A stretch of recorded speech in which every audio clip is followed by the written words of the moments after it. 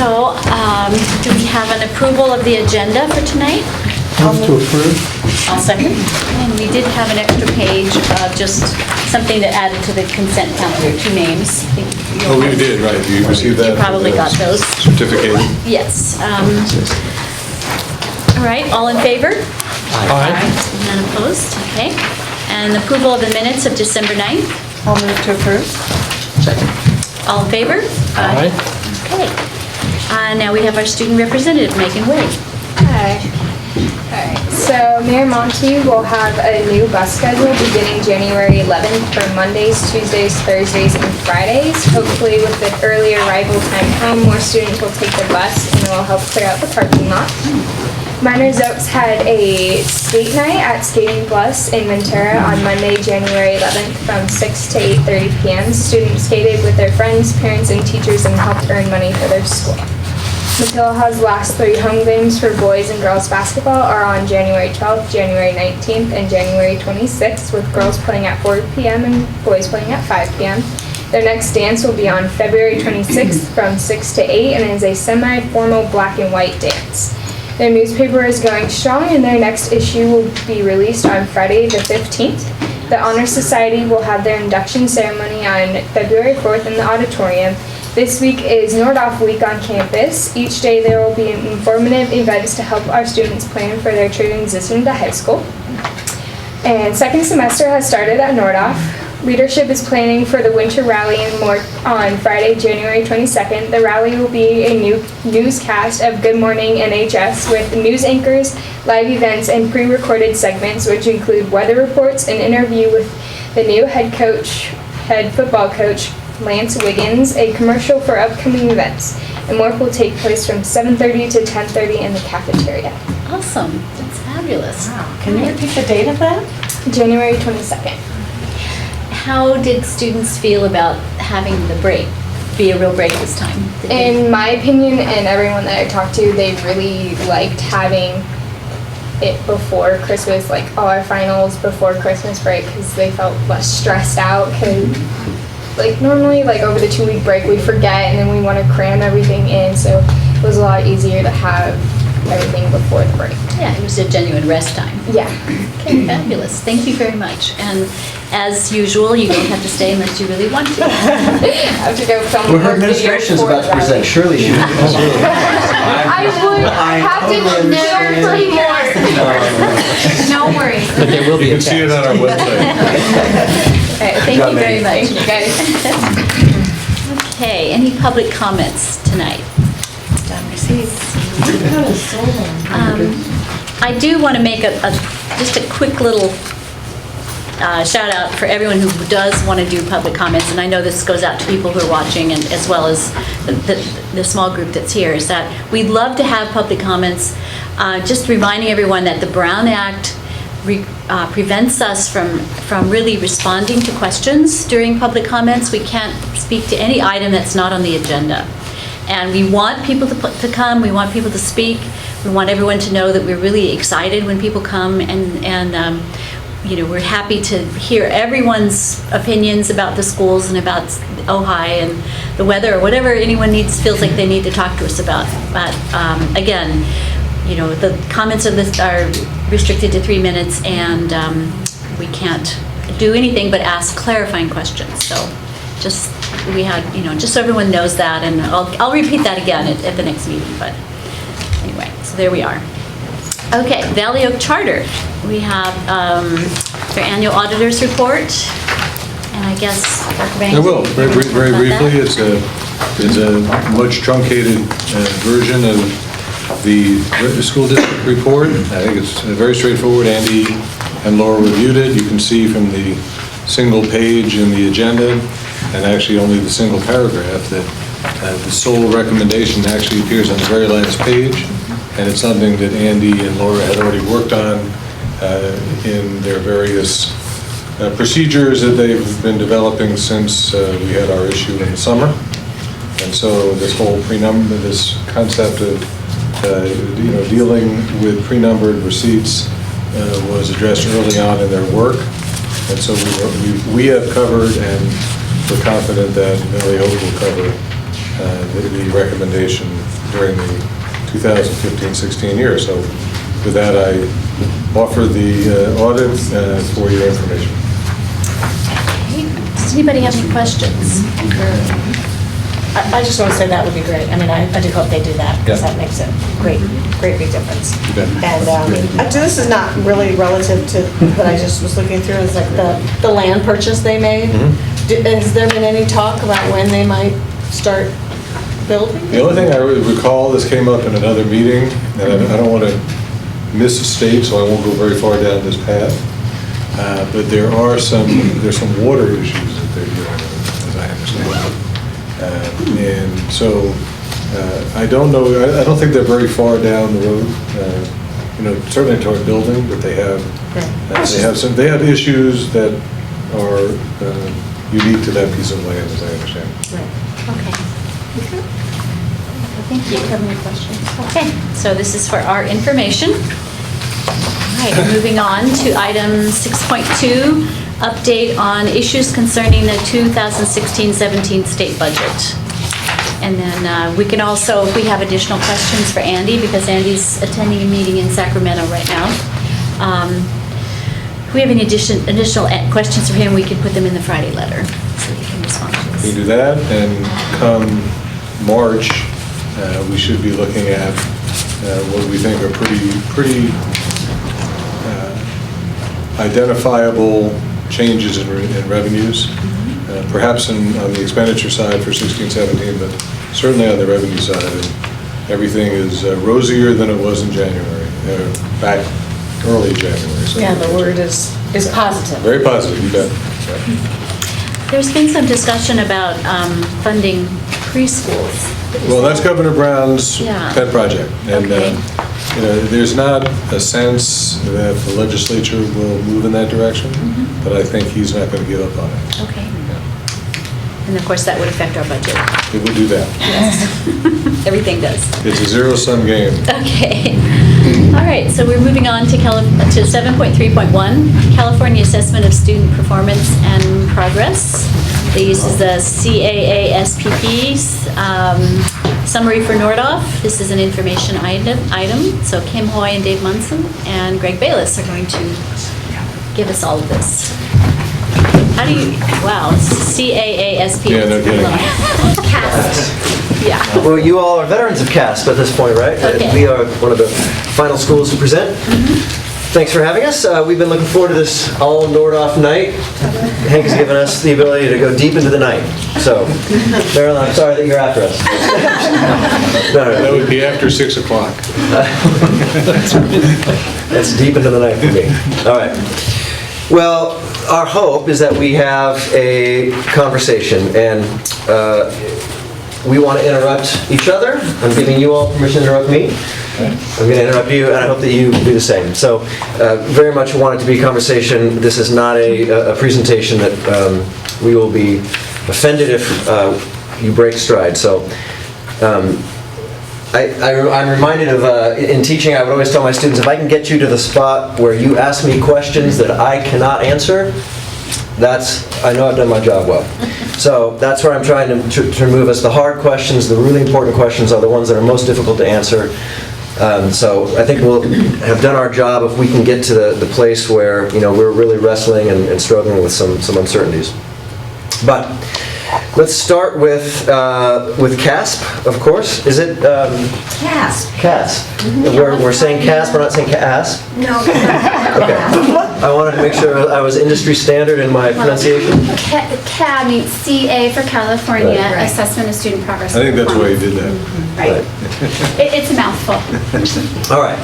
Well, let's first start with the executive summary that I'm sure you all got a chance to read through and enjoy. And I thought we would start by, I like to surprise Dave and Kim. I didn't tell them I was going to do this. So, you know what, maybe I'll start and I'll surprise you. I want to find out, why don't you go to the next slide there, go to the next one. What did you expect, the results? I'm curious what you anticipated. Before you'd seen this, read this, what did you think we would find and learn Through the new test? for the new tests? Great question. Okay, You want to start? Yeah, I guess my expectation would be fairly consistent, that, you know, as we adjust to it, that the high school would probably experience the same thing as the rest of our schools did. It's like downward calibration, I guess would be the way to put it.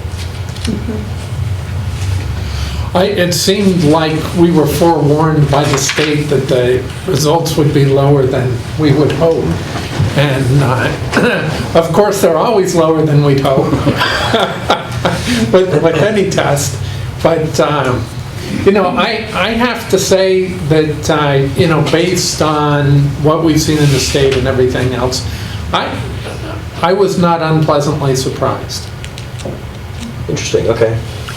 I thought the students did well because considering the fact that we don't have textbooks, we haven't had some textbooks right away. I mean, I think this is and also not only are students learning in a new way, but teachers are also learning how to teach in a totally new way. So everyone is having to adjust to this new concept, which I think will be much easier as we progress, as the elementary students progress into high school, because they'll have more training in this area. Yeah, so that standards curriculum mismatch, you think, would have produced less than optimal results? Well, I expected students to do their best, and I know that that's what they did, but I wasn't really thinking about in terms of numbers. I was just thinking that they would do the best that they could do.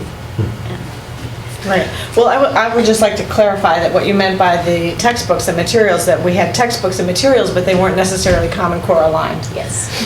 Because of this all new.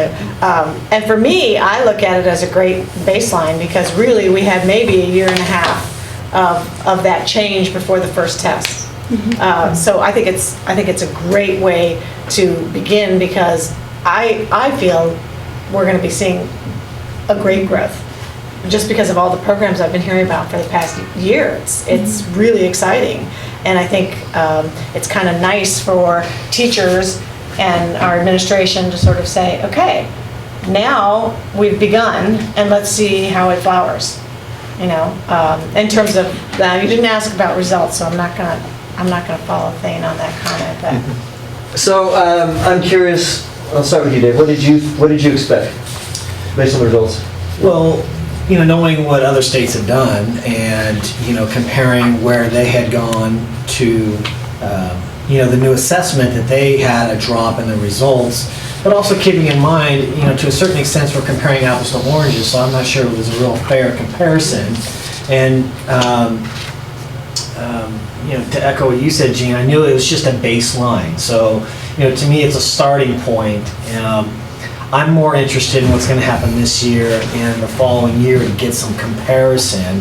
And knowing that it was something new, with anything new, that there was going to be an adjustment period, which probably meant some struggles. Right, what do you think? I would say, as the primary person who was sort of working with teachers, there's definitely been a transition when it comes to what's that test and how do we use it. So there's been the procedural side of unveiling a computer-based test that affects how students approach their experience as well as how teachers approach it. So we've been doing a lot of work to make the invisible more tangible for them, just on that procedural side. I would say we definitely, in terms of my expectations, I was not shocked. I thought that it was very realistic. I was really proud of our kids to a large degree. We had very few problems. Our students made an honest effort. You know, we did have a number of students who opted out. We'd like to try to work on that for future effort. But the bottom line is, I feel very confident that our students made a good effort, given the transition, given that it was new, and given that our teachers are still learning too. So. Interesting. Okay, so actually, before several months ago, when I put this together, before I look at the data, I actually asked myself this: okay, what do I think I'm going to find? And I wrote down some things. I thought that we were going to get very uneven performance based on the areas, because there are, 4 areas in English, 3 areas in math, and I thought we'd see, excellent performance in one area, low performance in another. I thought we'd have some unevenness. And particularly in the new areas that weren't commonly assessed in the past and therefore weren't emphasized, valued, or taught perhaps with as much fidelity as others, like research, listening, writing, and communicating reasoning in math. That's what I anticipated. And I thought that it might be hard, there might be some confounding results with the format. Are we really going to be able to, is the format going to be confounded with the actual content? I thought that comparable schools, and again there's a debate about what would be comparable. There's really no school like us around, so it's hard to find real true comparisons, but I thought that comparable schools might outperform us, probably only slightly, because maybe they've had some greater access to materials, resources, some level of bureaucracy that is guiding the process of adoption and alignment. I thought we'd be stronger in ELA than in math, which has been sort of our past trend. I'd agree. And I thought that the achievement gaps that we have seen with STAR would probably be evident again, and maybe we might see some, because now it's a computer-based test, we might see some increased achievement gap in areas, for example, socioeconomically distressed versus non-socioeconomically disadvantaged. So those are sort of my thoughts. So let's go through the data, and then at the very end I'm sort of going to ask the question, what did we learn? What do we think we learned? What are we not sure about still? What do we hope to know? Okay, so as you know, there are the overall rates, and there are the, once you just transition to the next slide real quick too, and then there are the areas. So let's talk about the overall. And you can see here that I think you're familiar with this confusion probably because the reporting of results are the same for elementary as they are for high school, in that you have 4 areas, I'm sorry, first. Achievement level. 4 achievement levels, thank you, I misspoke, it was a major. Oh, well, it's just, we're all learning. 4 achievement levels, language. standard exceeded, standard met, and then I just clumped them so that you could easily take a look. Standard nearly met and standard not met. And as you can see, we have close to 60% meeting or exceeding the standards, and those numbers will become a little bit more useful to us when we see next year's, but also when we look at comparable schools. And I'll talk a little bit about the comparable school thing as well. So let's dig a little deeper and go to the 4 areas. So give you a chance just to look at this briefly, and these are the same numbers in the executive summary that I offered. Greg, do they tell you what nearly met means at all? Great question. No, they don't. And so that's why it's actually 48 out of 50, or is it 32? It's very interesting. I've showed these to some people and they say, well, that doesn't make sense. Look, below standard is 15, 15, 17, 17. Go to the next, the slide prior. But look at the standard not met, 14. How do you get an average of 14 from 15, 15, 17, and 17? Well, that's because, go down to the next slide, some of those near standards are obviously below. I don't know if there's a plan at the state level to solve that, and I look to my colleague Marilyn to give us her exasperation probably indicates no. So what you're saying is from that first slide, they're taking part of it and putting it at That's nearly right. met, and part of it. They're constructing a category that is it is not really related to the other 4 achievement levels. I'll jump in here and share with you at the CAST training that I attended with Jim Short, who is one of our VCOE kind of linchpins. He helps us to ensure we understand things. He too expressed concern about this precise issue, and the language that was described to us was that on any given day, a student who is near standard could potentially score at standard, but they might just potentially, if they had a bad day, could have been below standard. And so we're talking 1 or 2 questions. yeah, we're not. They exactly. missed a question. But they can't give us a raw score as a parallel to any one of these particular levels, because each of the tests are different, and because the tests also branch, if you will. So depending on how a student does in the initial part of the exam, it branches to larger or different types of questions. So it's not a precise formula, other than they have an algorithm that helps them to determine that. Well, because this is actually quite promising, I think. I mean, that's... Well, when I showed this to our staff, and I asked them the question, what do you see in these data? And their immediate response, particularly when they compared these to the schools that we chose for comparison, was that we have, I don't know if you can say statistically significant, but we have a noteworthy decrease compared to their below standard scores. So we have very few students performing at the below standard level compared with other schools, and we can talk about that in the next couple slides.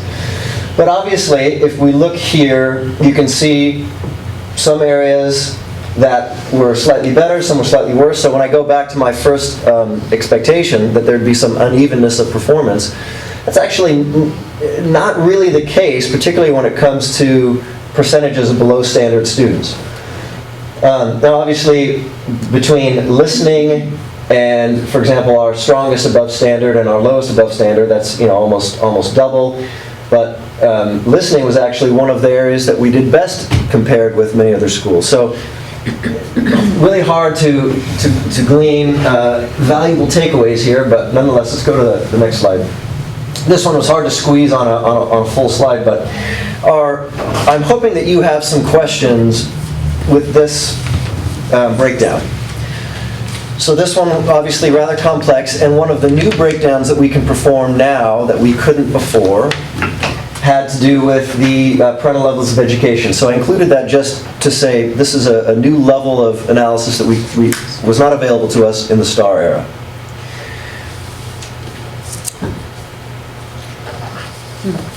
So there are clear correlations. Yeah. And I don't think that anyone who follows education, this doesn't come as any surprise. There are strong correlations, and obviously our job is to make sure that every child, no matter what their family parental levels of education are, or their family traditions with respect to post-secondary education, our job is to move that bar for all students. I'm noticing on if I'm reading this correctly, the SED, those are students who are economically... Yes, socioeconomically disadvantaged. Okay. I have to say that's a stronger profile than I would have expected given what I've been reading recently.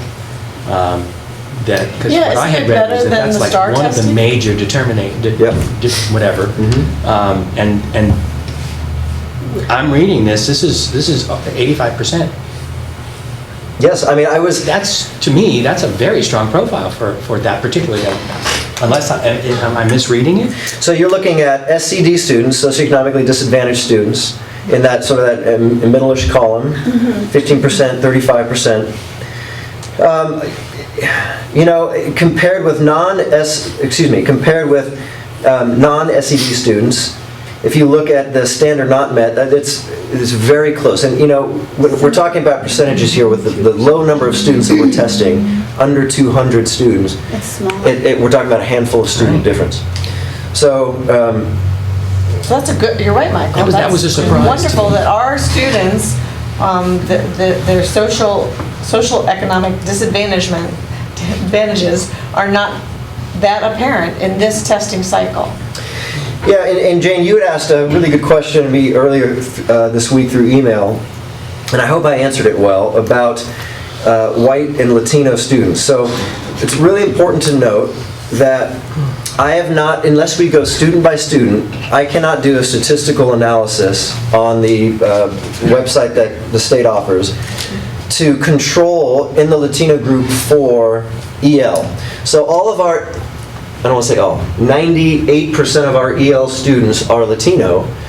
So in ELA, obviously the Latino category is going to be impacted by all those English learners, and by definition those students are going to do less well on English language. So that's if you remember that question. So he told me he can't pull out the EL students. Why did they design it that way? That's It's interesting. They offer now that the new site where you can get the data from is much better, I think, than the old site, because there are several variables like race you can control for SED, but you can't.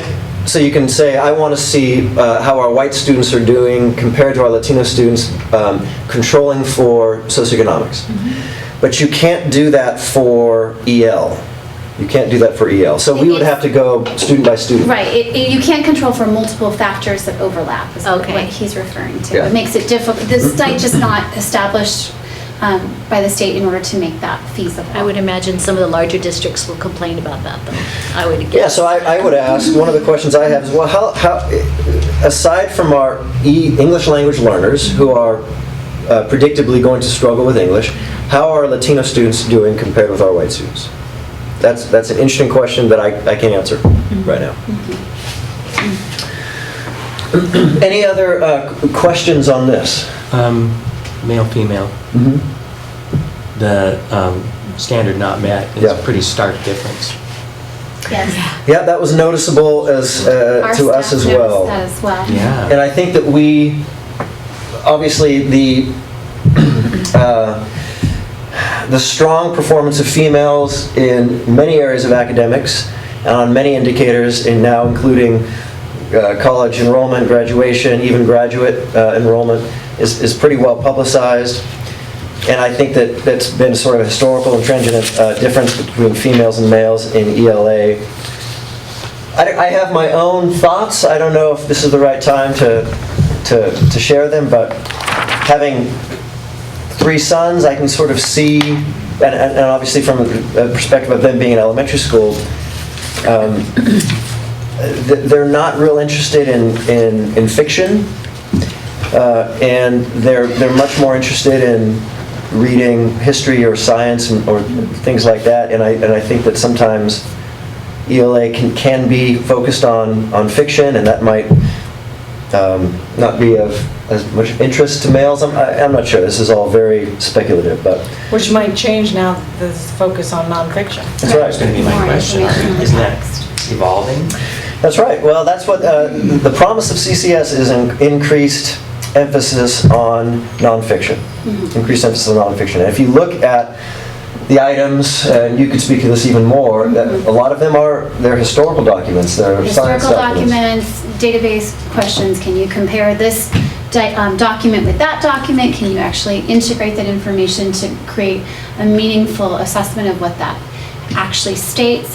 As the parent of a young son as well, so I have an 8th grade son, and your sons are in which grade? Remind us. I should know this. 4th, 2nd, and kindergarten. Okay, and then you. I gotta stop those tough questions. Yes. We're there. We got to the sweet spot. And then you have 2 boys as well. 7th and 5th grader.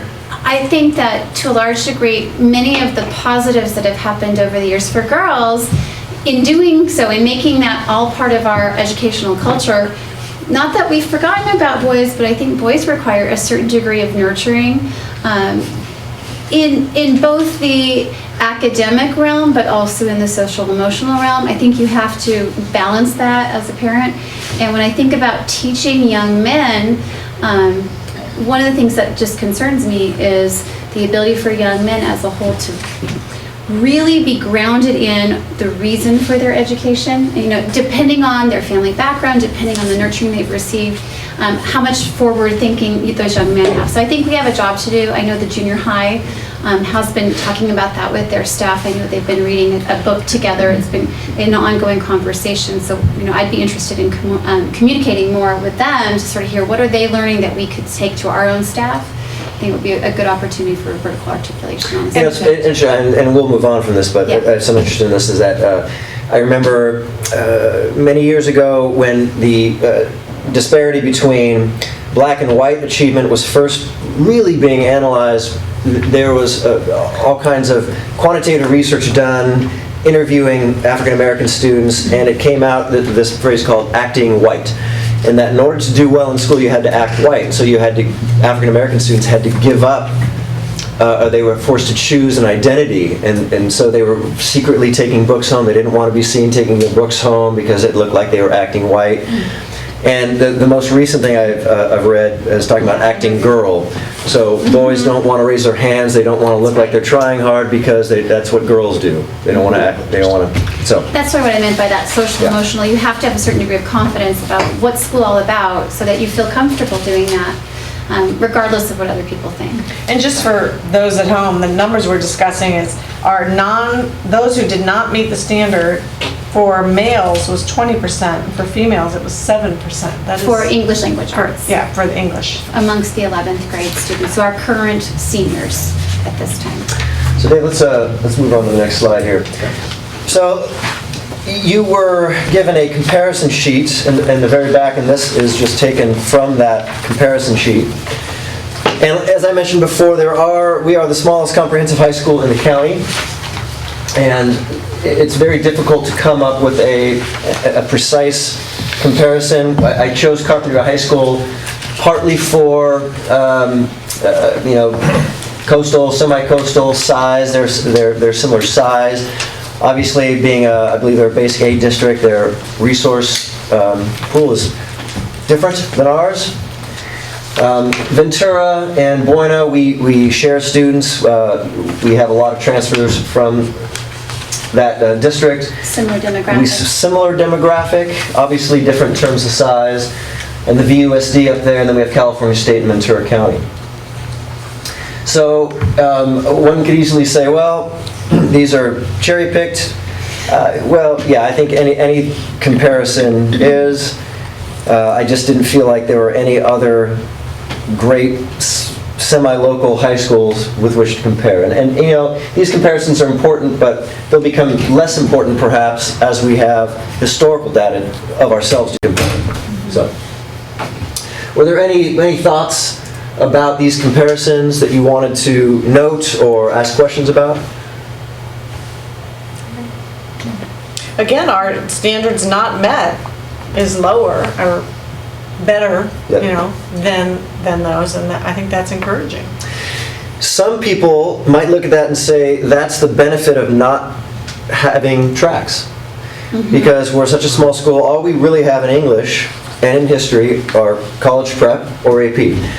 Obviously we have special ed, but we don't have remedial or basic classes that many other larger high schools have. So we have a broad range of student academic performance and capability compressed into one class. And so the theory of heterogeneous grouping is that the high-performing students will help pull up the low-performing students, and you'll have less, that range will be compressed. I don't know if that's happening, but you could look at this and say perhaps. Do we do much peer tutoring in ELAs? Good question. I'll let Kim answer that. Not directly, other than through the Writing Lab program. So during seminar period, there is a spin-off of our associate teaching group. We have 4 upper-level academic achieving, high academic achievers who work as Writing Lab tutors, and they do provide academic support to students who want to come in and work on an essay. Either those students are referred by teachers, or they are self-referred. They know they've got something they need help with. You know what's interesting about that, and the reason for that, I think, is because science, math, and even history to a certain degree are just easy for students to tutor. I can say, let me work on this problem with you, let me show you how to balance this chemistry equation. How do you tackle a student that's having trouble reading or writing a thesis? It's a little bit squishier. Well, and sometimes it comes right down to the associate teacher helping them get started, modeling for them, well, I have this essay prompt, let's figure out how we would actually begin. Because oftentimes students don't even know where to start. Those who struggle really just need that sort of mentoring, and then that associate teacher actually works with them over a series of seminar periods to help them finish, to check their work, to give them feedback. So they're there sort of as a guide through the process, if that makes sense. And helping with vocabulary and all that. Yeah, to kind of add on to what you say about that squishiness of ELA, there's a lot of interpretation. Rather, when you look at math and science, there's very clear, black and white answers. Well, and that's what our reteaching model is based on. It's, okay, you guys talked about slope-intercept, y equals mx plus b, let's review that. There are some discrete things to hang on to and reteach. Even if the lesson itself was a little broader and more ambiguous, what we're doing in integrated math, there is something very specific that we can reteach. And even with Writing Lab, our students who come in with, wow, I have this social science exit exam essay I have to prep. Those students who are older, they've been through those classes, and they can help to almost reteach some of that content. Oh, let's see what notes you have, and if those notes aren't really thorough, well, let's go back over what you've missed. Let's make sure you understand that. So there is that nice mentorship, just like there would be in a regular associate teaching group, but I think they have to be far more individual based on wherever the student's at.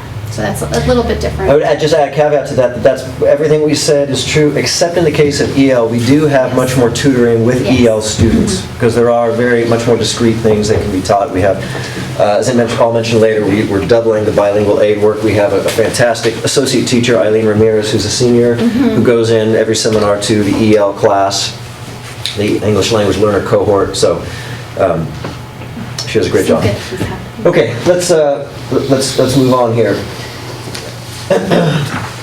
This is a good time for us to look at the comparison of standards here. Now, if you take a look at, well, I want to hear first from you. Is there anything that you think is noteworthy, striking, of interest in these area comparisons?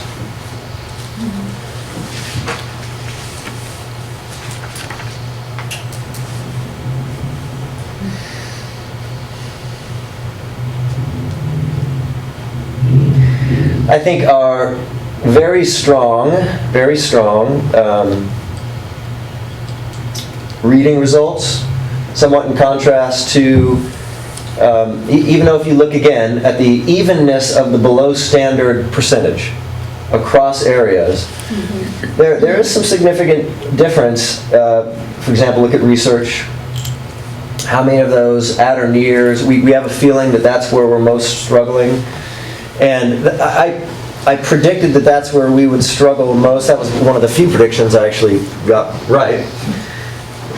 That's one of the things that we have, unfortunately, de facto been asked to neglect in the last 20 years of the STAR paradigm. It wasn't something that was emphasized, unfortunately. It wasn't something that was tested, and therefore it wasn't valued. It's not that we didn't value it.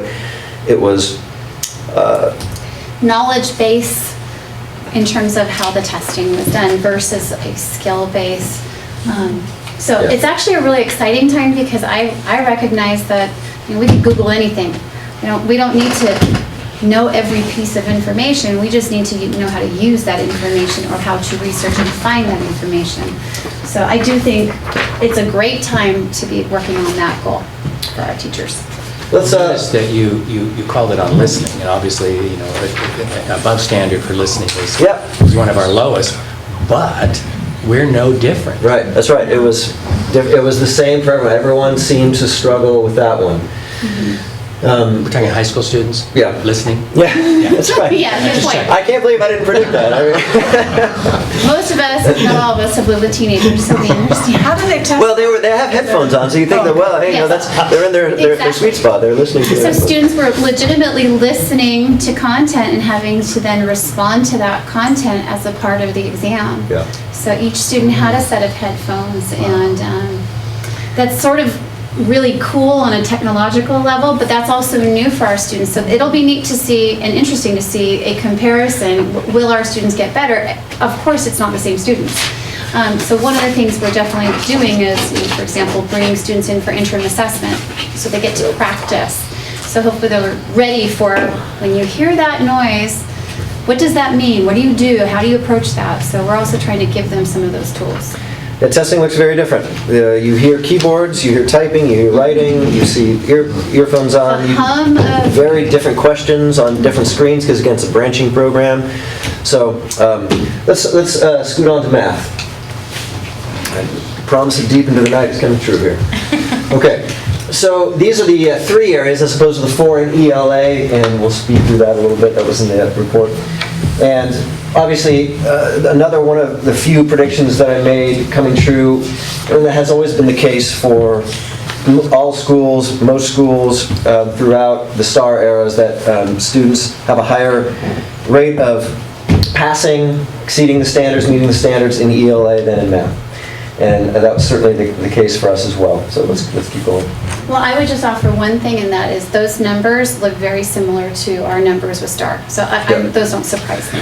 And I think it's important to note, I did note this in the back, you may not have gotten to the notes in the back, there's nothing here that we can learn, unfortunately, about our integrated math program. These are juniors, none of them have been in integrated math. So, The cycle of learning's coming. however, that being said, all the teachers that are teaching integrated math are teaching we're teaching these 11th graders in traditional coursework, math analysis, statistics, algebra 2, and their thinking about teaching math has changed, if not the course. And so we might have expected maybe to see some alteration in teaching style as they start to think a little differently about moving their traditional pathway more aligned with Common Core. So this was, for me, very much a gamble. I didn't know what to expect. But This year's 11th graders have not done it No, either. we won't see that until next year, right? Next year. So next year's juniors will be the first group who have been on the integrated math pathway. That's right. Well, then this will be a very interesting baseline comparison. You'll have some... That will be a very interesting year. Very interesting year. Okay. So when it comes to the subgroups here, I want to leave us a little bit of space to ask any questions or make any comments that you would like.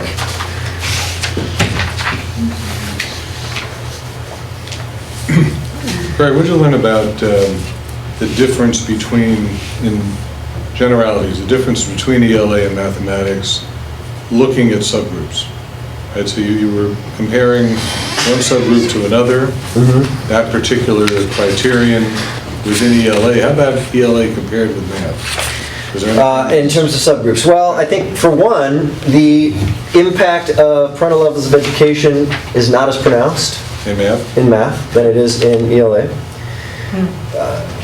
I would think, obviously, the impact or the relationship between gender and performance is not as pronounced in math as it is in ELA. So,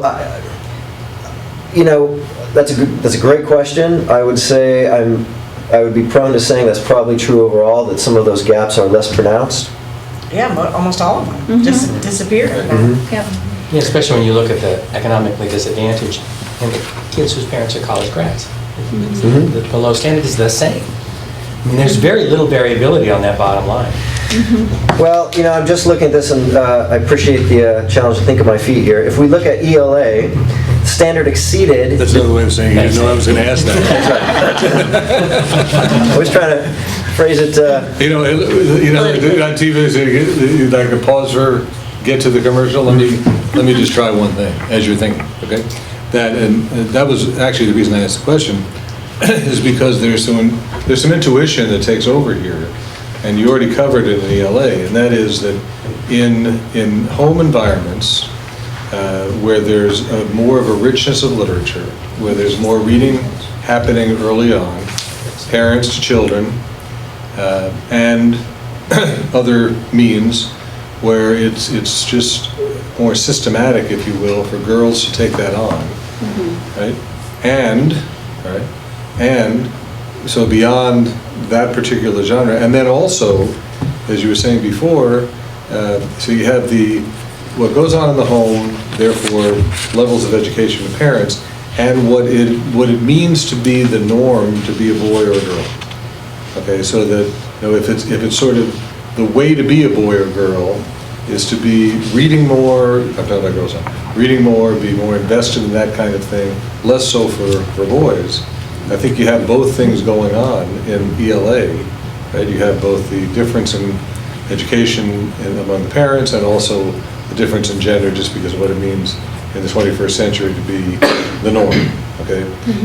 In math, so much of that becomes more what you are just able to do, right? First of all, we know the parents don't contribute because they can't do it anymore, right? And, without trying to be funny, it's true. I mean, and especially with the new curriculum. Exactly. All parents have we're all equally clueless. I don't know that that's a good thing, but I think it's a true thing. No, but it is true. Yeah. We don't have as much to contribute in mathematics as adult parents as we do in reading and other ELA kinds of things.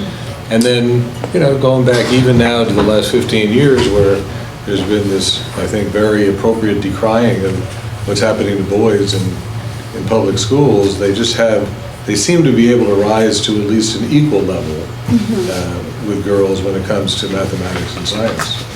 So that didn't surprise me at all. I thought that's about what we would say. Yeah. Well, okay, let's... Give me enough time on that? You gave me plenty of time. The one thing I would say that is in contrast with the general statement that I said before you spoke, which is that all those gaps aren't as pronounced. There's one, when you look at socioeconomically disadvantaged in math now, socioeconomically disadvantaged versus non-socioeconomically disadvantaged at the highest level.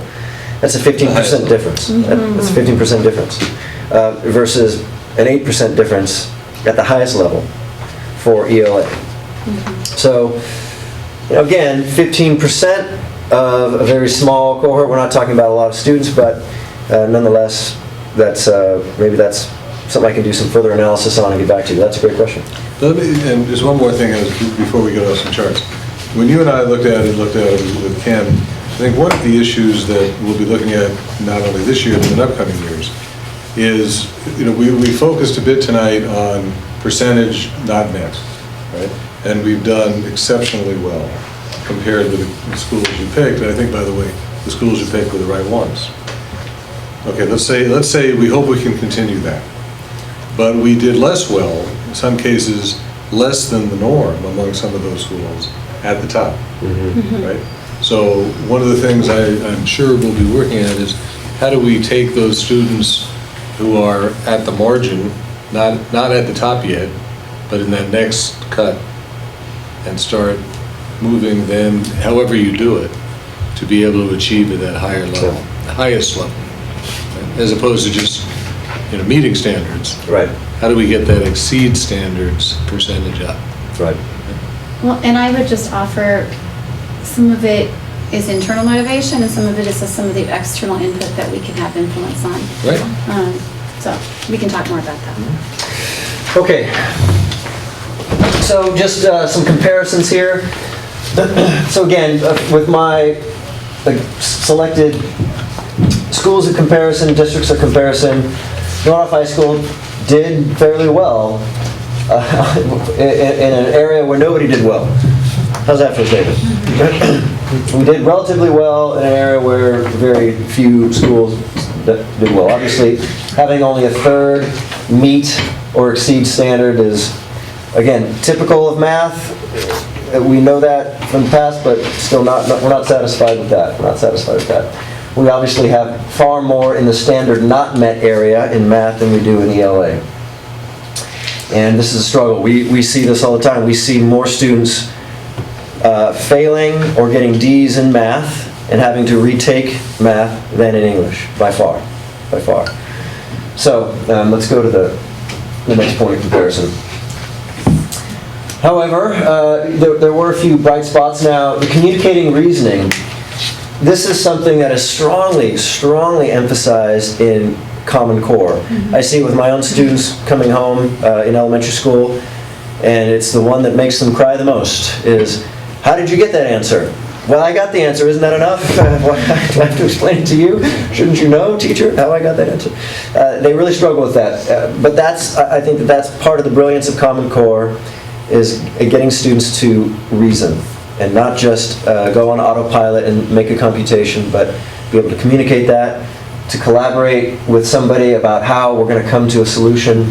And that's where I think our old mathematics program was lacking, and I'm very pleased that that's happening. I know that's happening at the elementary school, and I think we'll see the fruits of that on up. When we ask students to communicate and collaborate on math, talk about their answers, it's not going to be pulling teeth and they won't be sweating bullets. It's the confluence of ELA and math. I mean, there are the reading that's required in order to make it possible to communicate about the math and the computations themselves. So it is both reading and it's also the writing. So you can see in terms of, I think that, just any questions on these comparisons in these areas? I will just offer, and I'm going to skip asking you what you think you learned, even though that's maybe the most important thing. I'm just going to mention a couple things I feel like I learned, because we went a little bit long in that section, and I think the most important thing we can get to now is the single school plan. So here's what I learned. I was, like you, I was pleased. I think we performed slightly better than I expected. I was prepared for the worst, considering the transition. The fact that we weren't able to interim exams last year. The students were going in cold in a brand new format with a mismatch between standards and curriculum and materials that several of you spoke to. So I was pleased. I'm not satisfied, but I was pleased. This is a better test. This is a far better test than what we had prior. It's telling us more of what we want to know about how students are doing than the old test. So that's one thing I think that is important for us to take away, and important for our teachers to take away, is that, I don't know if that's the feeling at the elementary school. Yes, absolutely. But that's what I always felt about when I taught AP. The AP test really told me what I wanted to know about students. The STAR test didn't always tell me what I wanted to know. I had no idea how they analyzed documents or wrote, or I didn't know how they really worked through a long problem in math. This is a better test. The other thing to make sure that we know is that we don't, I think that we're going to see some fruits from having the interim assessment, which is the practice test where teachers get results and then they can make some adjustments prior to the actual CASP testing. So I think that that's going to bear fruit. I think that was happening in a lot of other districts. It didn't happen in ours, at least at the high school level. I actually don't think it was really happening in a lot of other districts. I mean, Maybe they just said it was happening. What it was that the initial state trainings were held so late, I mean, into like the second month of second semester. Oh, now's a great time to organize your interim assessments. We weren't given enough lead time to be able to train staff. Contrary to what I thought, ELA was generally pretty even in terms, especially in terms of standard not met. I predicted a lot of unevenness. We have very few students in the lowest quartile, particularly in ELA, compared with our comparisons. The old performance gaps remain, and I mentioned this earlier, but I would love to see if we did anything extremely well and better than anyone else. I would love to see it be research and inquiry. And here we are, 3 former history teachers who have a passion for research and documents. I would love to see that be a hallmark of education at Nordhoff, is that students know how to dig. It's a long story, but my oldest son was really struggling with his mission project in 4th grade, and maybe y'all are veterans of the 4th grade mission project, because he typed in overhead view of San Diego Mission, and nothing came up that he wanted. And he was so frustrated. How come the internet doesn't know the answer?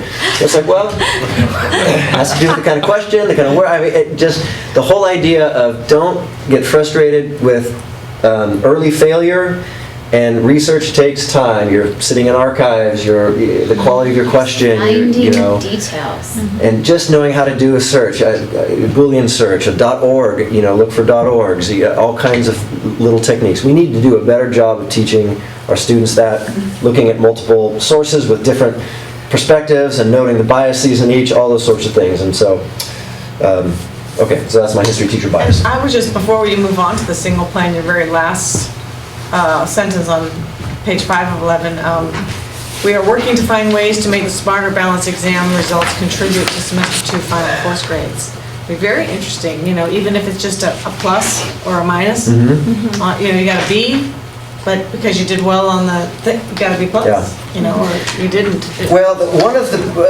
there are 2 promises of the Common Core testing, one of which looks like it's coming true, one of which looks like it may not. One of them is that the KC test will go away, the high school exit exam will go away, and it'll be folded into this test, so that now students are motivated to take the test. Because they can't graduate. Because they can't graduate. Yeah. The other promise is that we're going to get results back before those students who took the test leave. Oh.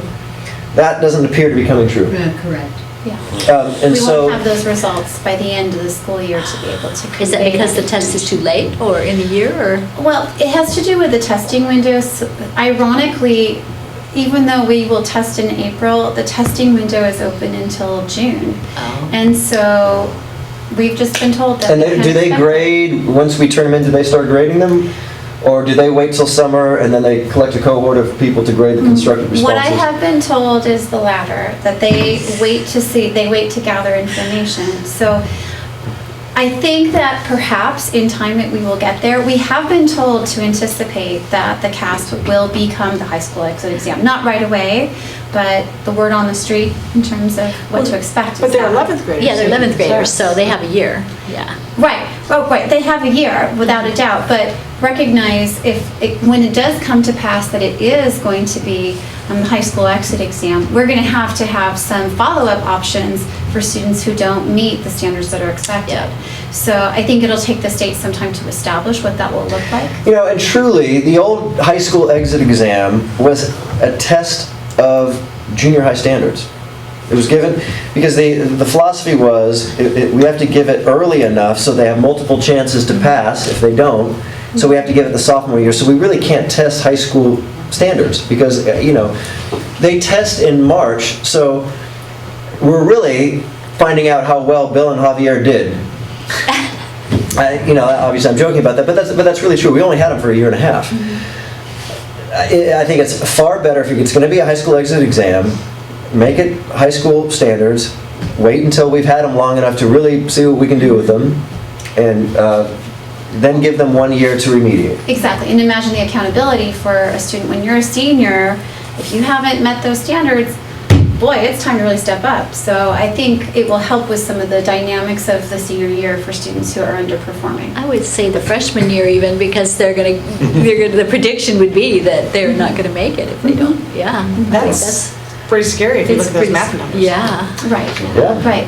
Well, and then also to consider for the senior year, you know, CASP is aligned with the early assessment program, and I'll speak about this more when we talk about the 3-year math request, but definitely those students who are in the upper echelons of the achievement level descriptors, so if a student is, you know, either in the highest, the standard exceeded or standard met, they're either conditionally ready or considered ready for college level work. Well, imagine if you're someone who's planning to go to a 4-year school and you're in achievement level 2 for some reason. Yeah. Boy, that's information about what you need to do as a senior. I do want to say something about what you just said was really interesting, because you said, you know, the low math number. In the Casey, however, there's a difference between passing and being proficient. So they set a lower threshold. Right. So you could not be proficient on the Casey, but you could still pass.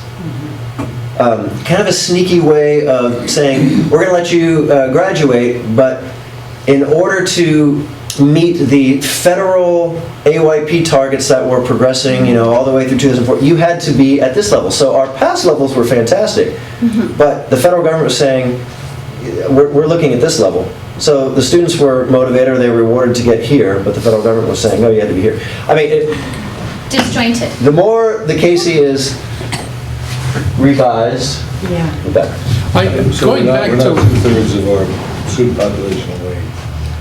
I mean, that's what, when you look at the number, it looks like 2/3 of our students would have to figure out some way, Right. you know, within a couple of years to get proficient. Right. 45%. Well, it wasn't, we were gonna have a, yeah, I guess it's 10%. Well, it'll be interesting to see what we're told when push comes to shove.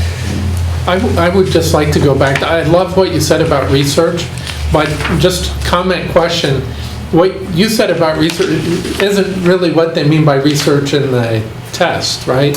Well, I mean, no, they're not it- really doing research. No, And- they're sort of doing inquiry, and they're comparing documents, they're synthesizing documents. So it's sort of like, I guess the best way to think about it is on a history DBQ, which stands for document-based question on an AP test, they give you 10 documents and they ask you a question. You have to sort of mix these documents, group them, and figure out, well, these guys are saying this.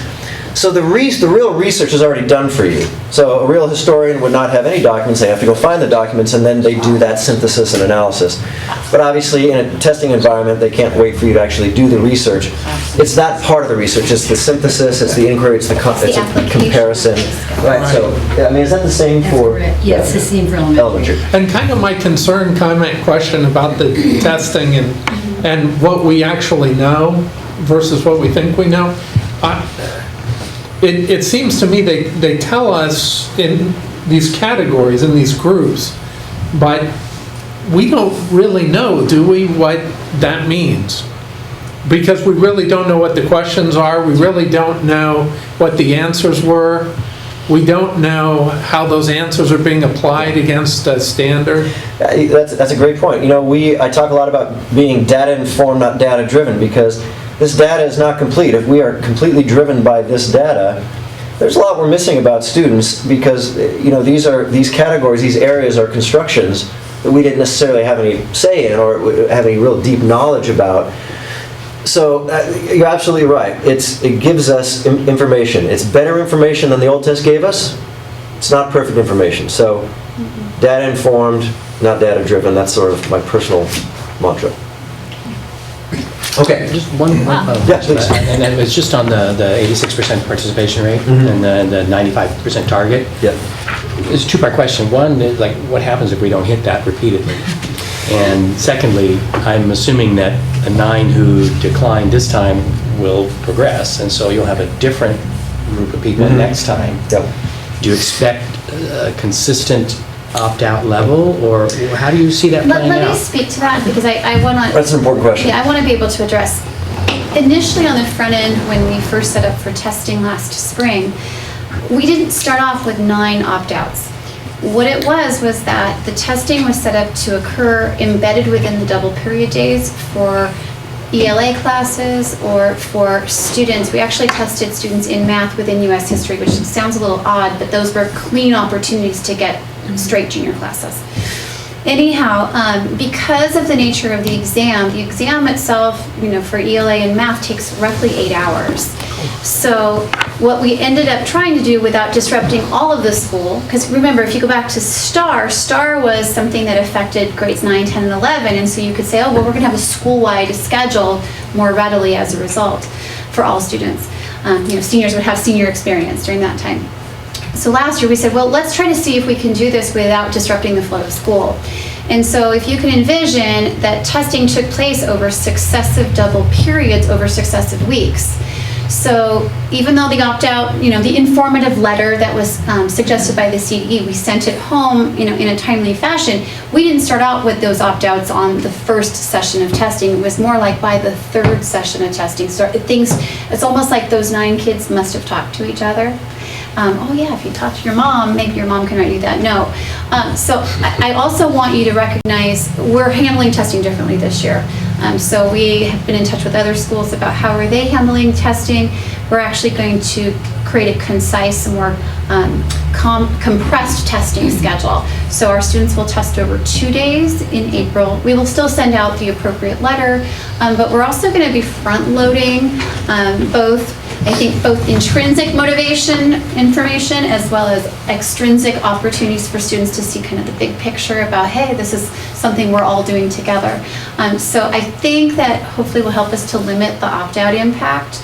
And it's something that's definitely on our radar. You can definitely speak to, well, what happens if we are below that 95% threshold? So I'll let you speak. We advance a year in program improvement. So program improvement sort of is you're either year 2, year 3, whatever, and each year you advance. There are increasing requirements. Now, we don't know what's going to become a program improvement because that's a federal accountability system that the new, No Child Left Behind, what's the name of the new law? Every Student Succeeds Thank Act. you. That's all that accountability is being... Sorry, new acronym. It's a better way to say it, though. It's devolved back to the state. So the state of California could say, hey, we really like the PI model and we're going to keep it, and it's now the California Program Improvement system as opposed to the federal government. And we could just continue to progress if we don't hit that mark. I would be surprised if California did that, but California can be surprising sometimes. So. Well, and the other thing I think that merits pointing out is the message to us at all the CASP trainings has been that the philosophy of CASP is different than the philosophy of STAR. The philosophy of CASP is that it's designed to help with teaching and learning. It's designed to help teachers recognize what are their strengths and where are the areas that they can make improvements over successive years of working with students.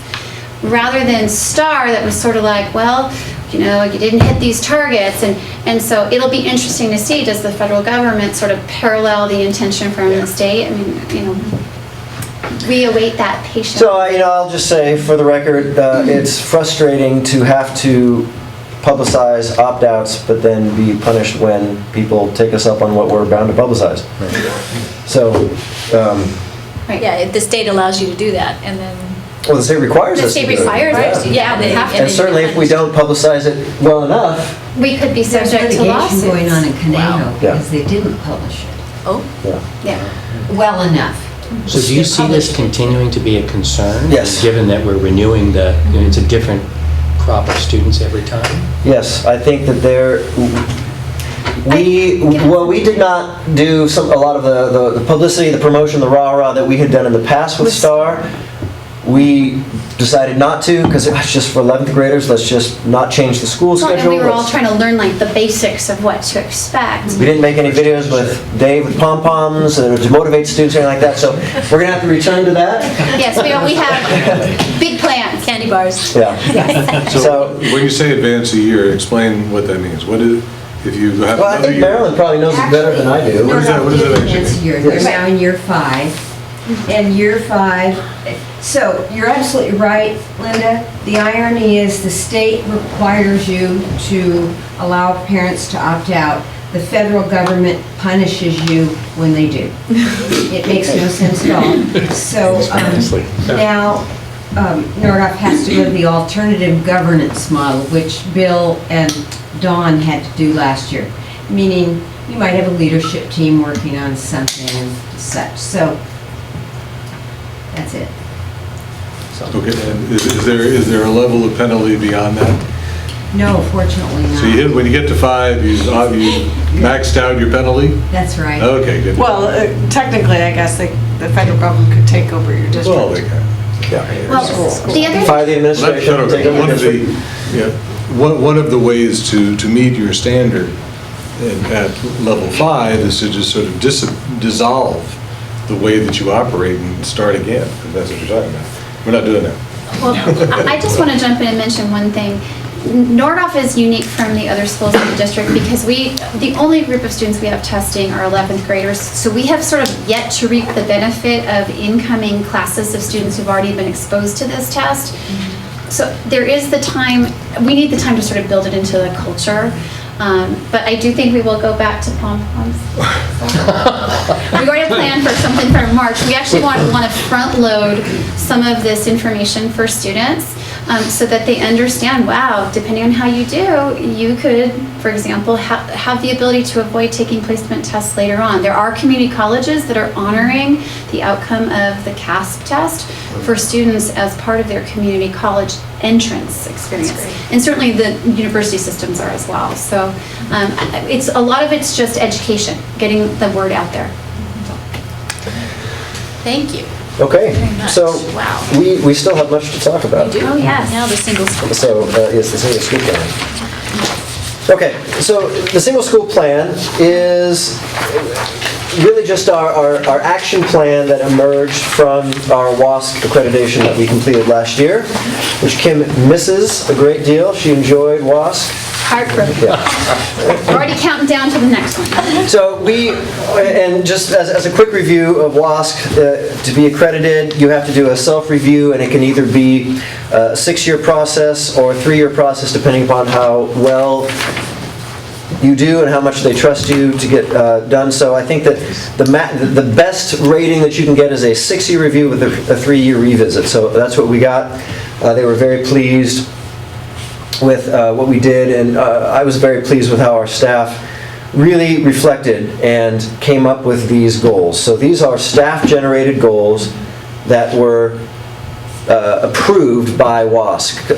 Their only job was to come and say, did you really think hard about yourselves? Did you really ask the tough questions? Did this really emerge from a consensus of teachers as opposed to Kim writing it in her office? And they said yes. So to the question of where did these goals come from, they came from our staff. They came from a review of our data and our progress over the last 6 years from 2009 to 2015.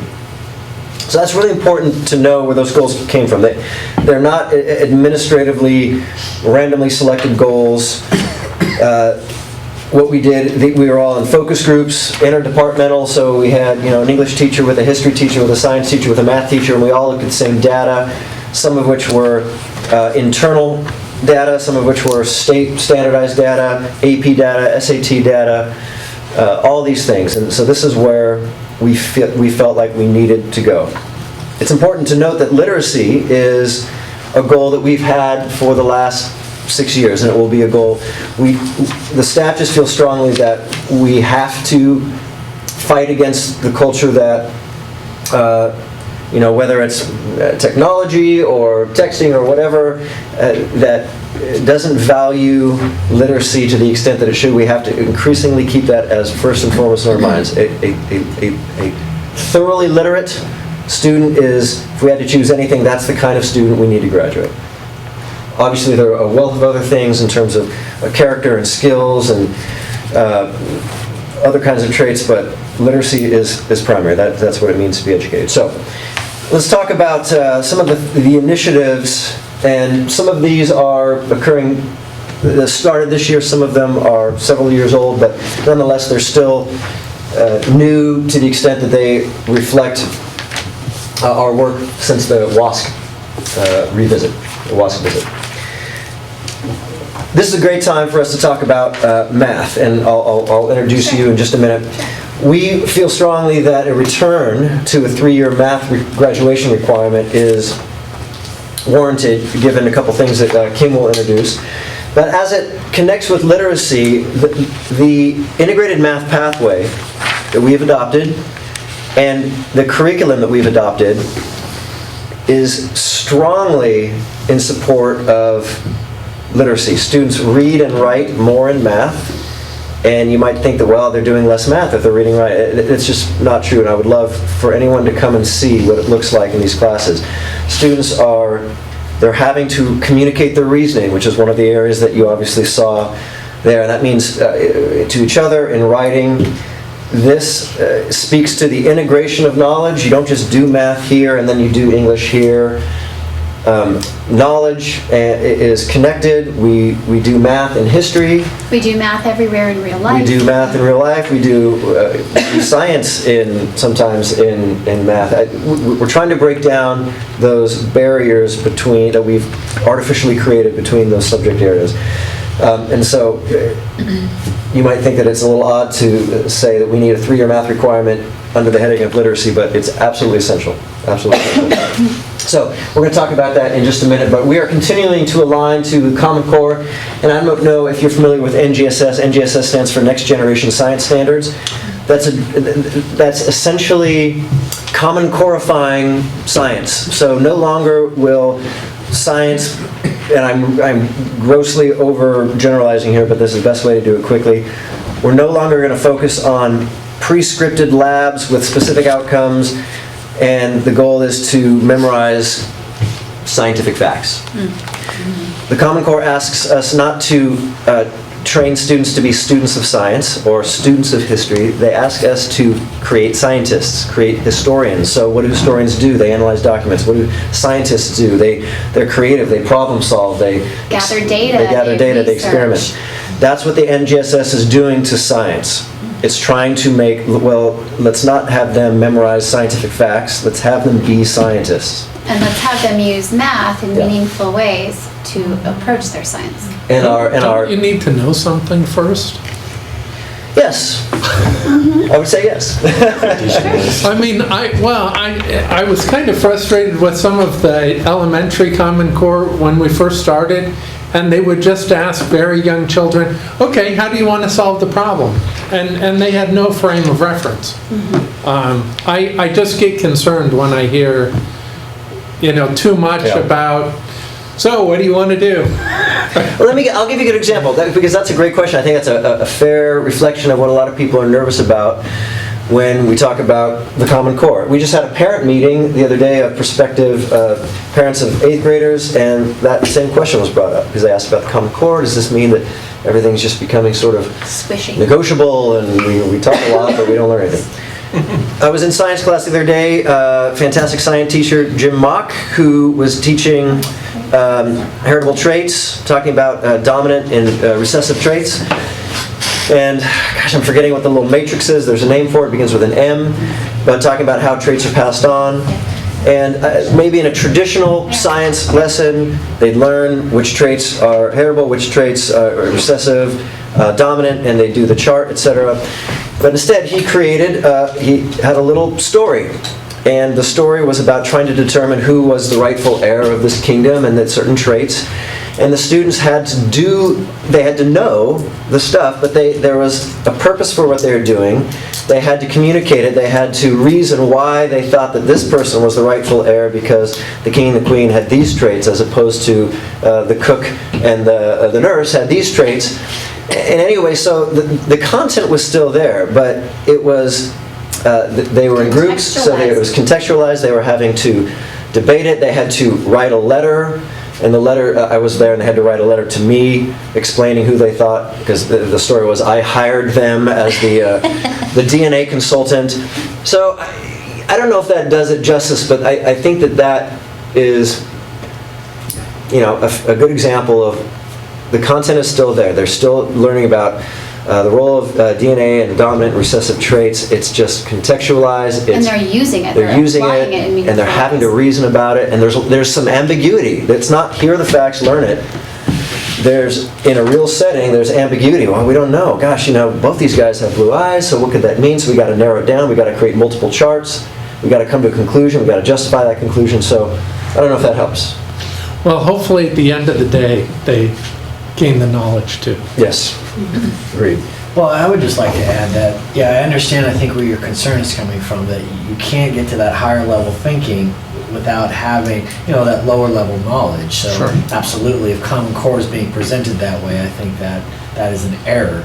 But what we're trying to communicate, that stuff still goes on, but we're simply not stopping at that lower level, which is facts. Now we want them to have the facts and do something with it. So that's, I think, where the model is supposed to be. I told the parents the story of my father, who was a structural engineer, who would hire people fresh out of college, and they would do the computation, and they'd say, well, the beam needs to be this size, and they would have no idea that the beams aren't made in that size, and that would be a custom beam that would cost you $1 million, and why not go? They would get the right answer, but they'd have no idea about the context, the need, and how to communicate it. So hopefully both things are happening. Good. That's the goal. Yeah. Okay. Let's go to problem solving.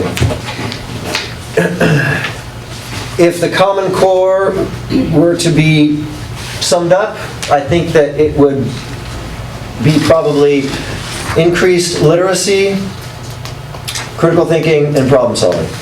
Is that fair, Marilyn? I think so. We want our students to be creative problem solvers, and so that means we have to put in front of them interesting problems with some ambiguity, real life problems that require them to connect knowledge from different areas.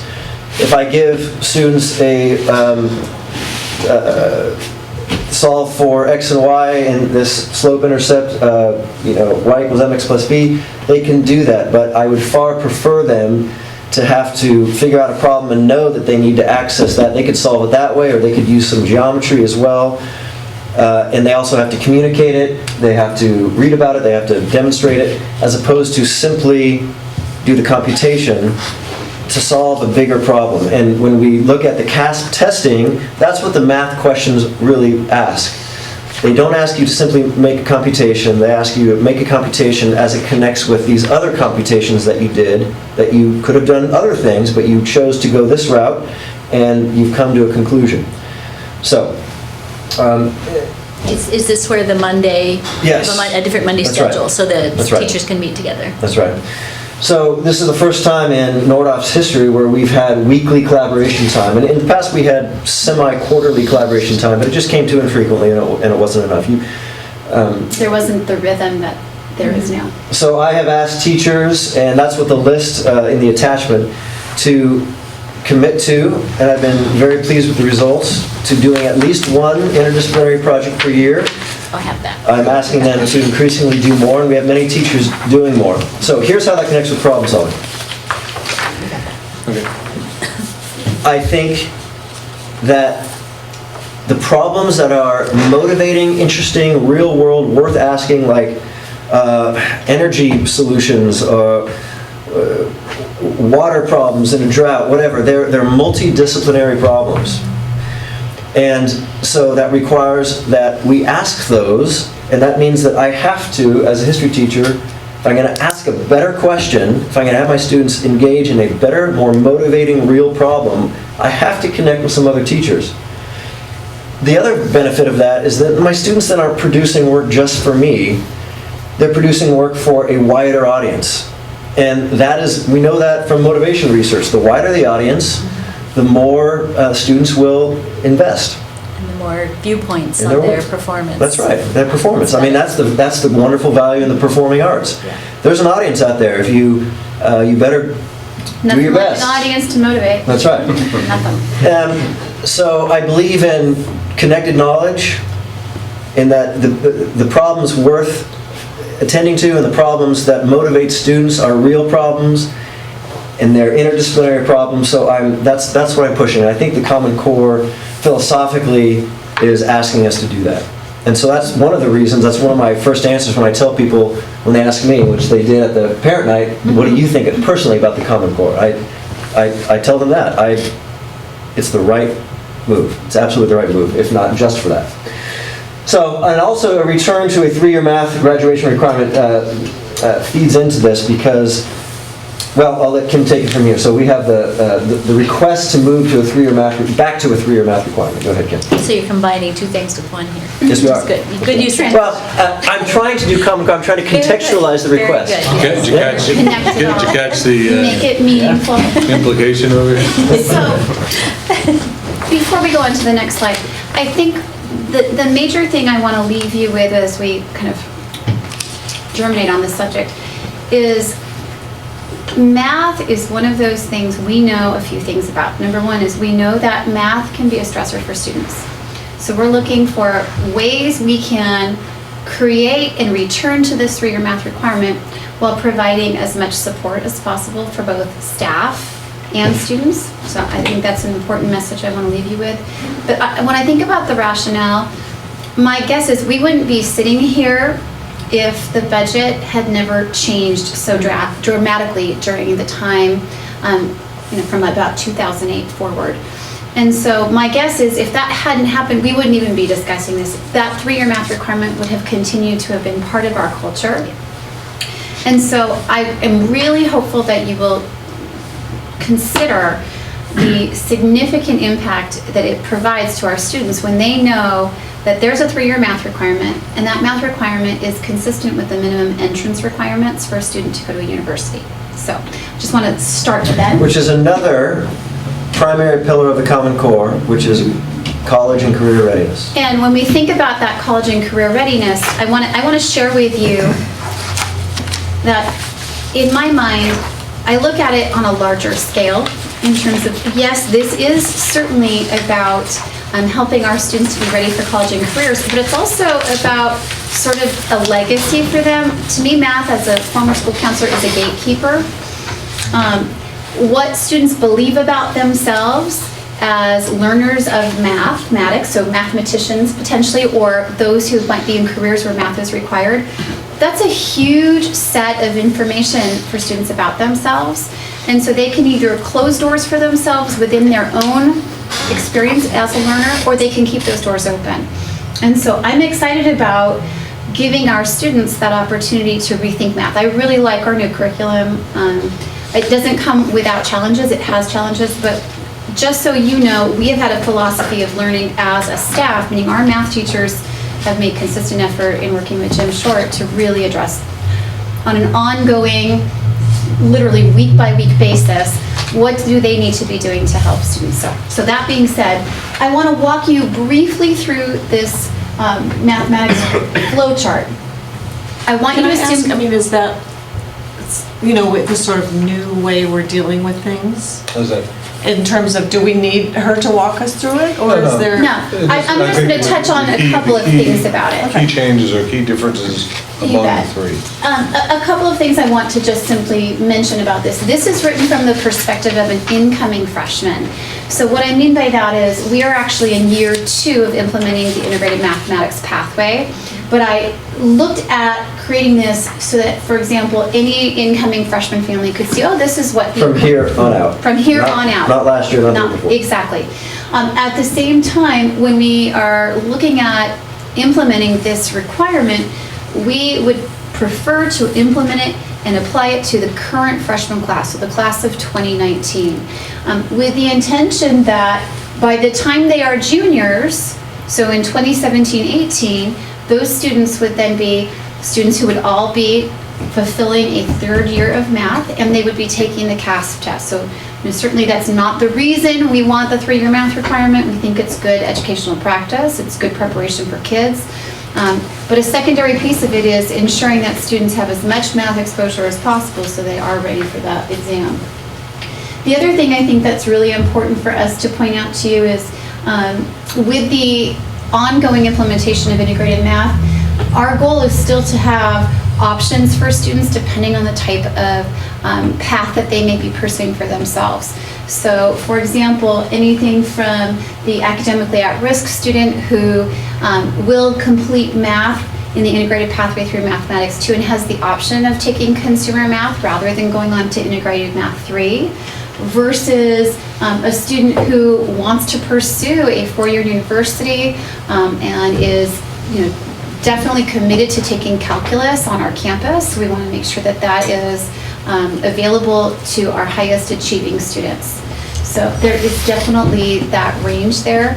The chart does not include the even that much more accelerated students. So we do have a small cohort of students who are a year ahead, if you will. They come in to Nordhoff as 8th graders and they take integrated math 2.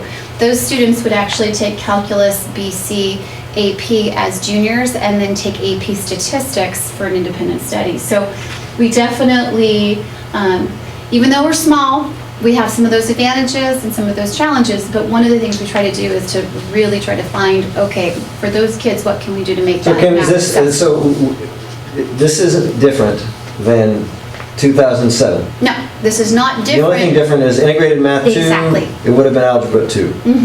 Well, no, No, it would have been geometry, It would have sorry. been geometry, Right. exactly. So integrated math 1 So in other words, would we're have not been- asking that students get to algebra 2 now, and we didn't before. Correct. It's just a different organization of the learning. It's a different organization, Yes. and so our less academically interested math students still cap out at consumer math. That was always the case. That was always the case. So Kim, are there any concerns that you have or that have been expressed to you about moving back to a 3-year math requirement? Just more about, for example, considering special education students. We've had some conversations with staff about making sure there are options. And I think they felt very reassured that when we were looking at a 3-year math requirement, we were talking about 3 successive years of math. As opposed to, I took algebra for 3 years. Exactly. I failed it all, but I took it for 3 years. Right. So when I spoke with Linda and Jane about the construction of the agenda, right, we had talked, I said, for both the 3-year math requirement and the change in PE, I wanted the board to have a discrete, overt opportunity to say yes, or we have concerns, and hopefully they'd be answered, and then they say yes. Absolutely. Right, or not say yes. So as you sort of dovetail all the work that you've done here with the cover chart and the subcharts with 7.3.2, right? Any sort of overall sales pitch that you haven't already made? What I would just tell you is I think it's really good educational practice, and as a parent, as well as in my professional role, I want to know that my child has the opportunity, and when I say my child, I mean collectively, our children, have the opportunity to pursue math at the highest levels. I think that's really critical. When we talk about preparing historians or preparing scientists, I firmly believe that our students need to know that we want them to be ready for whatever comes next. And to have them prepared, for example, so that the work that they do can be recognized, so that they have every advantage as a student who performs potentially well on the CASP and then is able to, for example, waive the entry-level requirements. also to avoid taking remedial math when they go to a university. I actually have an interesting thing I'll share with you. I was doing a little bit of reading today about the early assessment program, which I referenced earlier. And one of the things that was said was the importance of continuing, actually I'll read the actual quote. It says, of those that took no math class beyond Algebra 2, 58% of incoming freshmen required remediation at the university level in California. But of those that took math beyond Algebra 2, only 19% required remediation. So what that says to me is, Algebra 2, roughly we could say, okay, that's integrated math 3, if you will. I know it's an apples to oranges, but essentially that's that. When we look at if the minimum math is that third year of math, integrated math 3 is really just getting them on the cusp of being ready to avoid remediation at the university level. And so what I would tell you is this: I think we want our students as well prepared as possible. I absolutely believe that we need to have a math program that allows them to be ready for anything. One thing I'll share with you, my husband took my son last night to go see Neil deGrasse Tyson. Did a very engaging talk at the Pantages, 2.5-hour lecture about science within the field of entertainment. And he serves as a consultant on many different types of commercials, films, you name it. And he actually was showing the math that he does to debunk some of the things that are on, the television shows that we see, and having a great time doing it. And my son came home and he was so ecstatic about this integration between how Mommy was doing math. And it was so cool to see that it was math and it wasn't just science, and it sort of just brought it all to life. So recognize, yes, we could talk about integrated math, and that's a really good thing, but I think that launching our kids, I can just tell you, the vast majority of our students are taking a third year of math, but a significant percentage of them are actually repeating a math course. And I don't think that serves them well. One of the key messages through WASC, our visiting team said we needed to come up with pathways for remediation for students so that they have the chance to be A to G or university eligible. And so, We need to bring back math summer school. right, and so that's a goal for us, provided that the board approves. If we do this. Yeah, provided that you guys approve this tonight, we recognize that we need to provide some pathways, which we used to do in an earlier budgetary time. And we do believe that it's really essential because there are those kids on the cusp. We sort of talked about how do we move students up from the margin to achieve at the highest levels. One of the ways to do that is to be sure that we have routes that provide remediation on our own campus. And real life happens for students. Sometimes a student gets off to a poor start in high school, but that doesn't mean they shouldn't have the ability to remediate and then be back on track. One of the key things, actually, if you would go back to that first slide for just one second. One of the things that I communicated to Hank, and I hope that he shared with you, is that there is some overlap in Integrated Mathematics 1 between students who are academically at risk as well as those who are college bound or planning to be an A to G eligible student. And so one of the things I want to make sure I communicate to our student body is that if you are a student who has not the best start, or if you are a student who needs extra help, but it's your goal to proceed on to a university, that there are supports in place to make that happen. So one of the key things that's been beneficial, you probably have heard us talk about our after-school integrated math tutoring program. We have a cadre of our highest achieving students who actually take one period a day and they serve in the classroom so they know exactly what's going on, and then they're after school, those students are available after school in Francine Nelson's room, and that's been a very beneficial thing. The attendance at that intervention and support has been pretty consistent. We have anywhere from 15 to 20 students there every day. Wow. And that's after school. So it's optional. They're referred there. We sent them a letter at the start of the year once we saw that some students really needed to have additional expectation. And that's actually, Yeah, one second. So I just asking Linda whether. We should, you wanted to- anybody have any questions about the third year math requirement? I guess it just goes to the summer school Yes. point. That, I'm all for doing summer school if we can afford to do summer school. I just don't know if we can. How much, what kind of expenditure do you think we're talking about? So I think we're talking about roughly in the neighborhood of $2,400 per section. That was sort of what I remember when we did summer school calculations in the past. And that's not necessarily counting, I know there's a piece of staffing that is above and beyond that figure. So in terms of, I think, benefits. Is it 10 the weeks or benefits.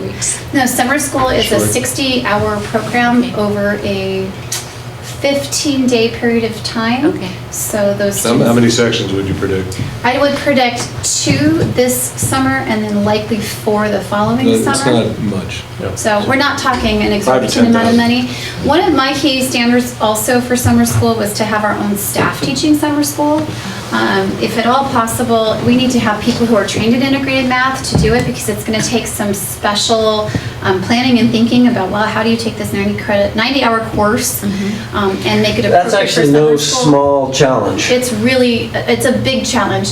And not only that, we also have to recognize that one of the great things about integrated math is that students can fail the first semester and potentially pass the second semester. And that's because of the change in the curriculum in terms of how it's. Which is not the case. So if you failed first semester, Algebra past second 1. semester, you'd have to take the whole thing over again. I Right. mean, which rarely would happen, that Right. you'd fail the first semester and pass the second. That's So right. for us to have the ability for students, no matter what the numbers are, however many students need and come to summer school, for us to be able to provide that for them could be a game changer for us.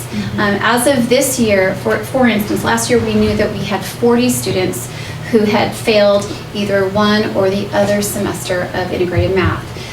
We didn't realize that this kind of option really existed within the curriculum for them to do well second semester, and so we weren't able to front load the conversation with students. Gosh, you know what, you didn't do well first semester, plan on coming to summer school and make sure you pass this semester. We'll make sure that that happens. That's actually happening now because we now know which teachers want to teach summer school. We've done a lot of advanced planning for it. And I do think there's a chance that we aren't going to have 40 kids taking integrated math 1 next year as a result who would be repeating it. So I'm hoping that that number will diminish. Our semester DNF rate in math was actually lower than the overall school average, Right. Right. which And you wouldn't expect. right. but- there were actually 24 Fs first semester amongst the 9th grade population, for example. So I know that we would be specifically targeting those 24 students. If they fail or don't pass the first semester, is there a way for them to take the first semester during the second semester? No, a lot of bigger schools have that option. They So have classes. what do those kids do? Well, recognize that the way the curriculum is established, Because they're not all of a sudden going to learn all of this stuff. and some of that comes right down to how willing are they to actually take the steps to do that. And that's the conversation that we've been asking teachers to have with their students actually last week and this week. So that those students recognize it is actually possible to learn the material in second semester, not assuming that you have to know and have mastered everything from first semester. I'm not suggesting it would be easy, so I don't want to misrepresent that, but the message to us from the publisher of the curriculum is that that has been a consistent message that they've given to all schools. And it's possible. Which seems It to is be true. possible. Which seems to be true. It's much more of a swirl of, It's a sort of like, spiraling you don't see curriculum. geometry on here Right. because it's integrated, so you might have geometry in the second semester for 6 weeks. Right. And which you didn't have at all in the fall. So you Right, can I'm see just the concerned if you're learning some basic stuff you need all year, and you never yes. get that down, then Well, you're and I kind of do lost. believe, if you'll go back to the very first slide, there are students, actually leave that template, Russ, that's just fine. There are two kinds of students who may be challenged within the integrated math situation. You could have those who are truly academically at risk, who are getting help in math lab. Anyway, that's an additional support class within their day. But then you also have your student who was not in a math lab class and did perform poorly and would really benefit from that message. Okay, you know what? You really do need to know that you can redeem yourself. I think sort of pathways to redemption is really important for kids. They need to know that all is not lost if you had a bad start. So I really do think that summer school, we do need to go back to summer school as an option for math. other questions that you may have? The only other one I have, and I'm pretty sure it's apparent, but it's 3 years of math. It's not a certain level of math. Great question. So it is 3 years of math, but do keep in mind if a student fails a level of math, a year of math, they would be expected to remediate that. So if I'm a student who has failed integrated math 1, I would be expected to repeat that course and to earn a C or better before moving forward with the next year of content. So that's still 1 year. I'm sorry? It's 1 year? That counts as 1 year that failed. The year that they failed, they would not earn math credit for. Right, so, okay. So you might take 4 years to get 3. Exactly. I guess my only other question is how does this affect the electives at school? What kind of an impact will this have on their? That's a good question. My sense of it is that, we have a reasonable number of seniors who are on a 5-period day. And so I think the impact would truly probably be fairly negligible. We haven't done a deep analysis to be able to say, gosh, how many seniors right now are not in a 4th year of math who would have needed to have done it if we had our 4th year of a math placement, if they had needed to remediate to do a 3rd year of math. We haven't done the analysis from that perspective to see, gosh, how many electives would be affected. But it's not an overwhelming number who are on a 5-period day, but there's a healthy number there. And so I doubt that it will have a significant impact. Well, Yeah. and if I don't mind Yeah, jumping please. in here, that when we talk about the PE policy change, I Yeah. think that may remediate that concern. Yeah. Okay, that's for freshmen though, right? Well, it applies to the freshman PE policy, but it'll be impacted school-wide. Yeah, right. That's true. Yeah. And there are changes happening, for example, with our ROP courses. Because of some of the changes in the funding structure there, students are eligible to take some of those kind of CTE-based courses as freshmen, which that's new for us. Wow. So we expect though there will be good enrollment Okay. for electives. So Greg, what other things you want to highlight within the single plan? There's lots here. Yeah, let me think. I would say, I'll just touch on the intervention part and then the PE part. How's that? Yeah, sure. Okay, so we have not had a rich portfolio of interventions for a variety of reasons, and that's something that we recognized we needed to improve on, and the WASC team recommended it as well. And so I think we've done some significant things to help improve our interventions, first and foremost being that we now have academic support classes. We just went through semester grades and took a lot of struggling freshmen, multiple D's and F's, and put them in those academic support classes, which is sort of like a directed studies for general education students. In addition, we put some EL students in those classes. So any actually EL students who had been FEP'd out, which is a way of saying they are fully English proficient EL students who were underperforming. We actually went ahead and moved those students. So I think this is probably the thing that we have done the most on this year, because we recognized we were very, we just didn't have what we wanted to have. And, some of these things aren't necessarily interventions, but they're sort of preemptive interventions, like Parent Edge, the daily homework communication, where we're trying to give parents more timely information so that they can intervene. They can have better information to intervene. And obviously our College and Career Foundations course that we just completed, the first semester is done, and we're hoping to see some fruit from that, as an intervention. Hey, start thinking about your future life now. Childhood is over. Really start to plan the rest of your life and think about it. And hopefully we'll see some increased motivation and academic engagement as a result of that. Greg, when does that start? What year? Freshmen. So all freshmen took College and Career Foundations the first semester. And so they all went through the process of identifying their 10-year plan, the education that they need, the kind of grades they need. They looked at colleges, and that's by far earlier than we've ever done it. And that was the program that we came to last year and said we think this is going to be good for the school. Good I have a culture question on that, because a lot of what I'm hearing is that we need to reach down even earlier. So I'm wondering, not that I want to end childhood even earlier. But, When you start talking about colleges, you're ending your child. that's right, exactly. It's done, you're over now. No, I'm just wondering, are we thinking at some point in some future years trying to get it down to? Yeah, that's a great question. It's interesting you say that because one of the goals of the VC Innovates grant is to improve access and education about career technical education. And they actually have a provision in the grant that you have to reach down to junior highs for that exact reason, that students, it's never too early to start thinking about your future self. So as far as the College Career Foundations go, I think we haven't talked specifically about how to do that, but I would like to see us, I think you're absolutely right, I'd like to see our students, they're the best motivators and mouthpieces we have. I'd like to see our high-performing students reach down further, go talk to elementary school kids more. We do that with our Range of Voices program at Matilaha, which is actually coming up this week, where our representatives from all the different programs that we offer at Nordhoff, they're going to go and present and speak to Matilaha students, and then we go on Thursday and present. I'd like to see that happen at an earlier age. So, there's a lot of stuff I've seen in the paper too about things, instead of a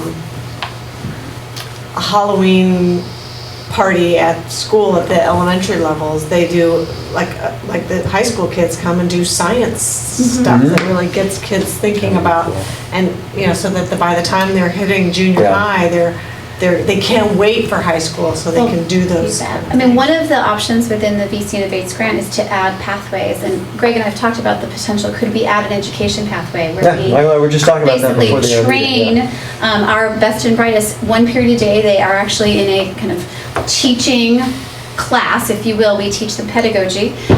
Greg and I both would probably fight about who gets to teach that class. Be very excited about that. But then those students are able to serve in leadership roles within elementary schools, within the junior high, and they're on the street, if you will, a certain number of hours a week, but then they're in the classroom learning about how to be teachers, learning about the process. So that could be a really exciting thing for us to add to the overall VC Innovates pathways. So yeah, it's in the back of my mind. We've been talking about that. One other thing I'd mention, you mentioned about younger students. So Santa Barbara Unified School District has had this existing, the Get Focused, Stay Focused program for multiple years. Our understanding from their superintendent, David Cash, is that they are actually moving it from 9th grade to 5th grade, believe it or not. Wow. And so it'll be interesting to see what that yields. There probably will be some pushback. At the same time, Dave was actually my first principal at a school, a very small school up in Buellton, and he's very willing to try things. And so I'll be interested to hear, like, okay, how'd that go for you? It'll be really interesting to see. I think part of it is just helping children to see, wow, your future self is really out there. Childhood, I hate to say that childhood's over, but that you really do need to start thinking when you're younger. This is my dramatic sentence I said. I know, I totally get it. Shock them out. But I do think some of those like dinner table conversations that often happen in homes, sometimes those dinner table conversations about long-term future self may not be happening, and that's not the fault of any one person in particular. That just is what it is. And so I think having those conversations, having little guys see, wow, I'm 10 years old and I want to be just like that person. I mean, there's nothing more powerful than that role model. That's why we have dance workshops. That's why, Michael Swank is actually trying to bring over junior high school students to come and visit his graphic design program. We're really trying to see that connection. So yeah, I would love that. It would be great. So we hope to see a decrease in our DNF rate. We hope to see just overall increased engagement in classes, increased engagement in math, so students see that how important math is for their future selves, keeping their options open. That's what we're really hoping to see. We're maybe fewer chaparral referrals, fewer students being off track for graduation. Because of those things actually, I think rightfully so, are going to be included in the API where they weren't before. So API used to be strictly test scores, but they're including multiple measures. So we're hoping to see some fruit from that. Let me skip over to the PE. Let's go to the culture page. We are at a place, not only in terms of our staffing, but in terms of the size of our school, we think this is the right time to return to this policy. We have always known that there's been a lack of flexibility, the degree of flexibility that a lot of parents and a lot of students want for the academic schedule in the freshman year. And we also recognize that there are many struggling athletic teams, and we want to maintain a full portfolio of athletic teams. We also know the truth that exists nationwide, which is students that are involved in extracurricular sports primarily, but other things as well. There's a whole host of fantastic results that go along with that, and I listed those up there. Higher GPAs, increased graduation rate, increased college enrollment, increased connections and friendship. Boredom is really the enemy. I mean, the more you do, the more you do. And we're always very wary of the argument when a student comes and says, like, oh, I just want to drop this class so I can focus on this or that. That rarely goes according to plan. So, and you guys all probably know that as well. So, we want to give students the ability to take more electives, to have another way of connecting with school, exploring a different side of themselves in electives.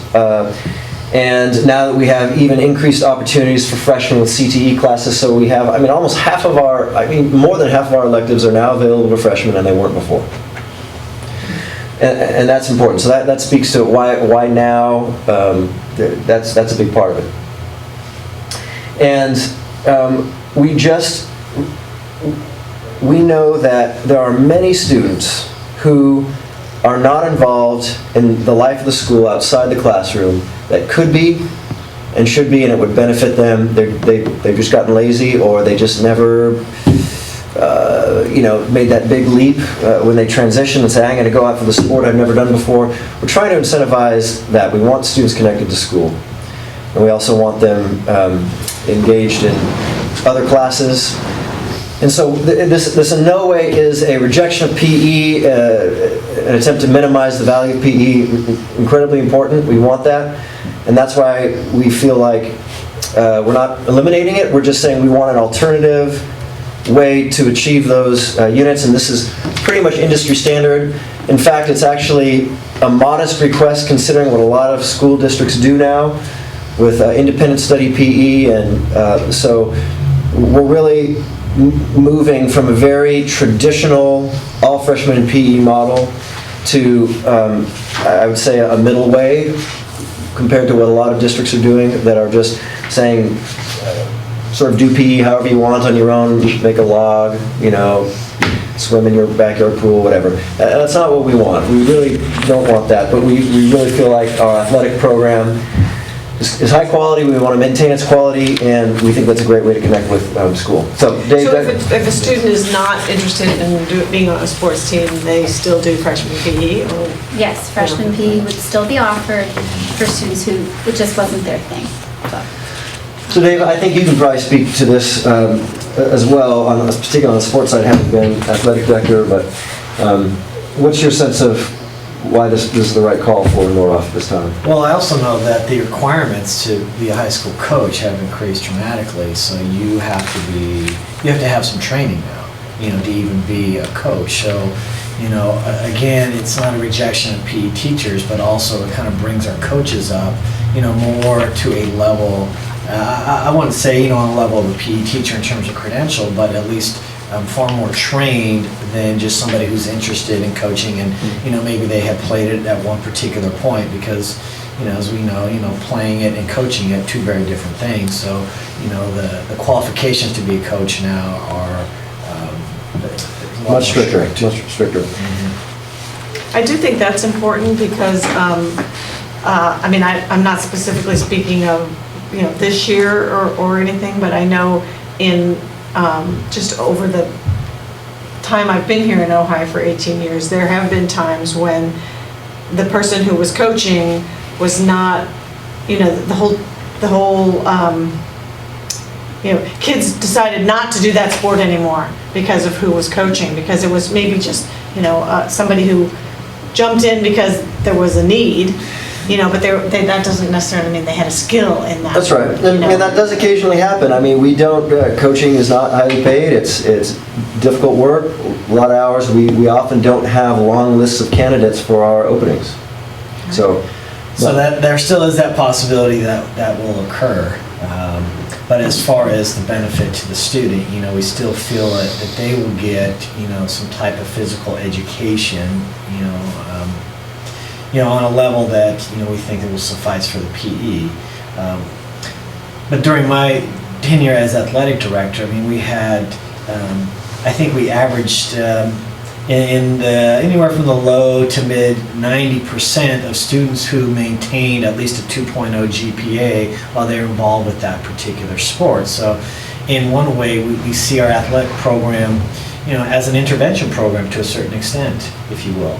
That for some students, it was that sports team that motivated them to do well in their classes so that they can maintain that competitive. And sometimes it was literally their sports team where their friends were saying, hey, pull your grade up because we need you to play. Yeah. And that's powerful. That's really powerful. So Yeah, absolutely. there's a strong academic component to this request. There's a strong cultural component, an athletic component. And again, if you look at a freshman class, we're always going to have a group of students that are going to take core PE. They're interested in things other than athletics.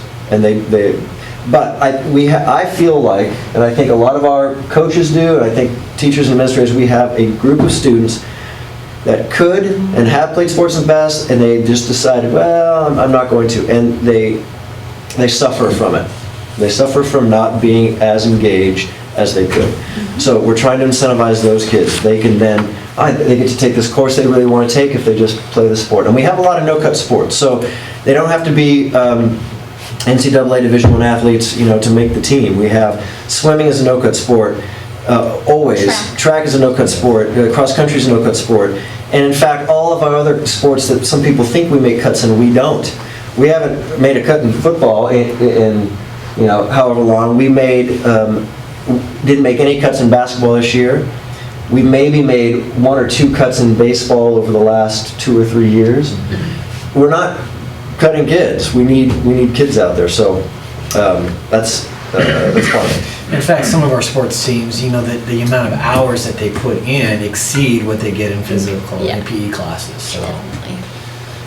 And this is a way, I'm sorry, this is one last thing. This is also a way to support our elective programs as we decline, is that we're opening up a new pool of students to access those. So it's a great way to save electives in the same way where we had to be really creative in years past to save electives like cut summer school, or make some reductions in the math requirement and science requirements so that we had enough money to support those art, drama, music classes. So one of the terms you used, Greg, was struggling, and as it related to the athletic program, and I just want to take a minute on that. It'd be great to have every team at 500 or above. There's some schools that do. Every year, they get there in various ways. We don't happen to be one of them. And while all of us are involved with watching, whether it's dance or in this case athletics, we want to see our kids perform well. My view of struggling, though, is that I've seen situations, and we have such a challenge putting athletic schedules together, that we often, or occasionally, would love to have over the next 5 to 10 years freshmen playing freshmen from other schools. Right now, we have a lot of freshmen playing sophomores, okay? Because the only place you can go if you're not on the varsity is some other team called JV, right? Which is there then predominantly freshmen with a couple of sophomores, because then the sophomores have to go out and play varsity or whatever the configuration is. And we're playing these other schools that are mostly bigger, because that's who's around us. And so we have 14-year-olds, our 14-year-olds are playing their, 16-year-olds or 15-year-olds. And that's, we have to do better with our scheduling. We talked about that. But I want to see equal competitive environments. Whatever the records are, the records are. But let's do our best to create situations where our kids have a fair shot. Absolutely. And as you read in the paper, our new football coach he has high hopes of bringing back freshman team, and I believe he can do it. I mean, he's an excellent recruiter, very popular coach, so again, another reason why this is the right time to do this, to incentivize some of those kids that might be at home playing video games. Let's get them connected in a different way in school, with electives, and outside of school in sports. With each other. With each other, that's right. If I could just say on that, there's a nice editorial in the Ranger Yeah. about the change in policy. You know, it's hilarious. She didn't know anything about that. She didn't know anything. Great. She didn't know anything about it. And I went up to her and I said, "That was a great article you wrote. What prompted you to write that?" And she said, I'm thinking about it." And so there was. So, to wrap this up, do you have any final things you would like to add about the single school plan? I mean, I know the math and the PE are kind of all engaged in this. Right, they're a part of what Part we of the- think we need to do to improve. Right, Yep. yeah.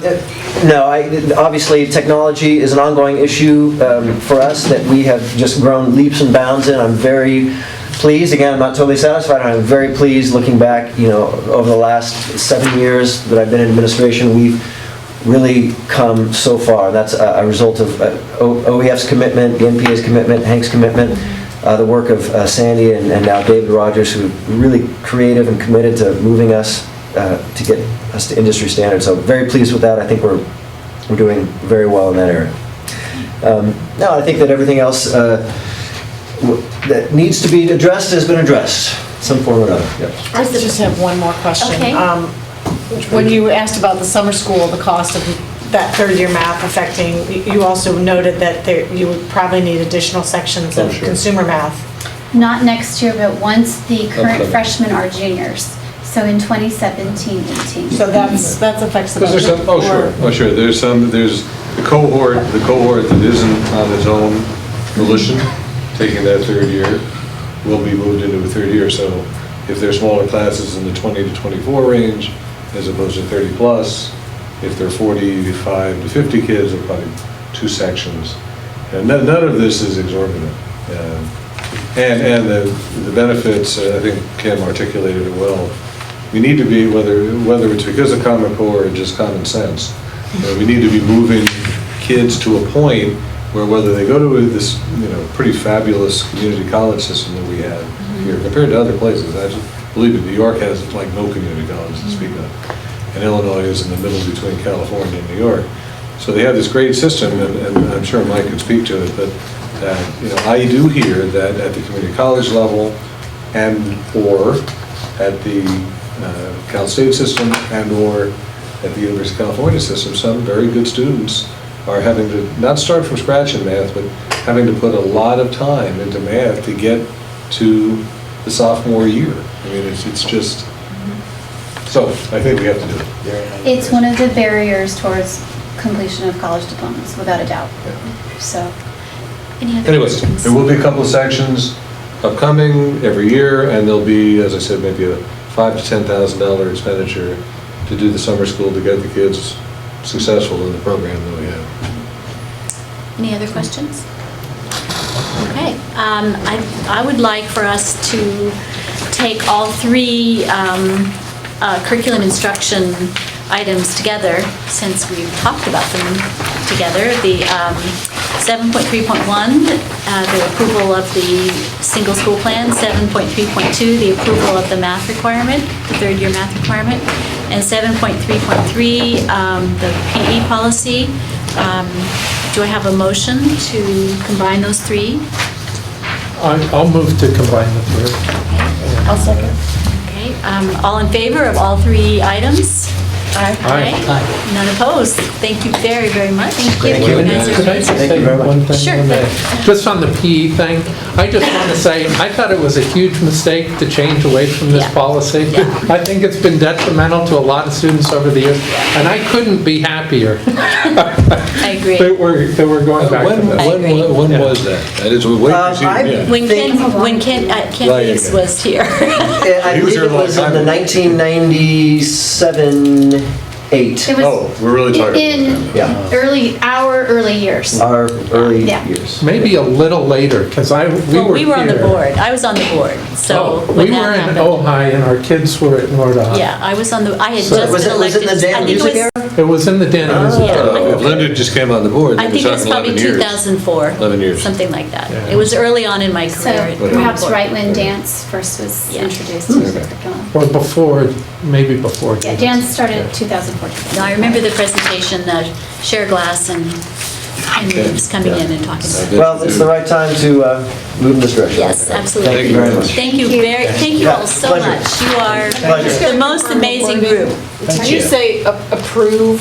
You said I want to combine the three and approve. Yes. I just wanted, when that's in there, Yes. somebody's got to say. They never said. She did. Thank you Thank you. all. Hey, thanks so For much. being Thank you so very much. dedicated. We are more than appreciative. That's a pleasure. Thank you. Great job. Thank you. This is the victory lap, right? Right there. Around Marilyn and Chuck and Martin, thank you. You too. Okay, so moving on to 7.3.4, the Budget Educator Effectiveness Block Grant. This is another action item. So Marilyn, I believe you're going to speak to this? Yeah, I do need to stay This, remember I brought this before the board last, this is a 2-meeting process, and we talked a little bit about the categories in which we can use the money. And since then, Laura Meisch has been able to give me the exact figures and how they break down for each area. So, and you have those in front of you. I gave you a draft of that. So this will allow each, the secondary folks, the Matilaha people, and the elementary to really decide how they want to use that money. And in elementary, for example, we're establishing a committee, a professional development committee, so that we can really look and make recommendations and have professional development that's really sustained, not just a one-shot, but sustained, real intensive, and maybe even continuous over 3 years. So it gives us that kind of opportunity. Great. Are there any questions for Marilyn? I don't have a question, but I do think this is very good. Obviously, as we move into Common Core, we need more of this anyway.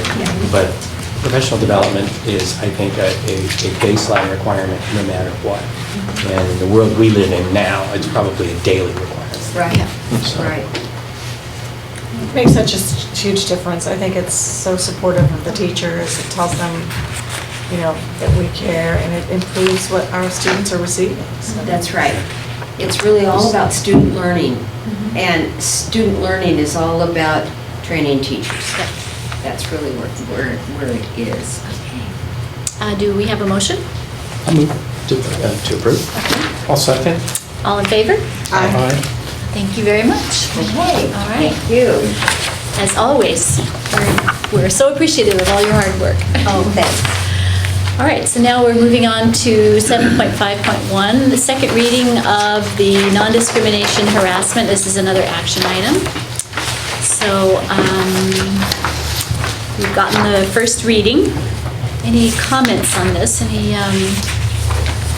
only thing I would just underscore is something we talked about last month, and that is that should you approve this, this is state board language, or CSBA language, enhanced by some operational things that we included, that we felt directed the processes to the individual student, and we were not hamstrung by a particular view that would be a statewide way of doing it. I'm really proud that we're able to approve this and that we see this as, this is so essential to me for students. if there aren't questions, I'll move to approve it. I'll second that. All in favor? Aye. All right. With I have to that, say, I really do think the work done on this is very good. Yes. It is very complex and it's very long, Okay. but I think the hallmark is that it's very student-centric. And to me, that's the best part. So- absolutely. Okay, that gives me chills, actually. I'm so excited that we're approving this. 7.5.2, update on the district committees discussed in our recent board meetings. So We're getting information about the first meeting of Measure J and the district calendar committees. Okay, just to remind everybody, the five of you, including Kevin, volunteered for one of the three committees, and just we'll get to the one that hasn't met yet but will. Kathy was able to organize the group to look at volunteer opportunities in the district and junctions between our staff and citizens in the community, and Linda and Thane will serve as representatives on that. So the first meeting will be on February 1st.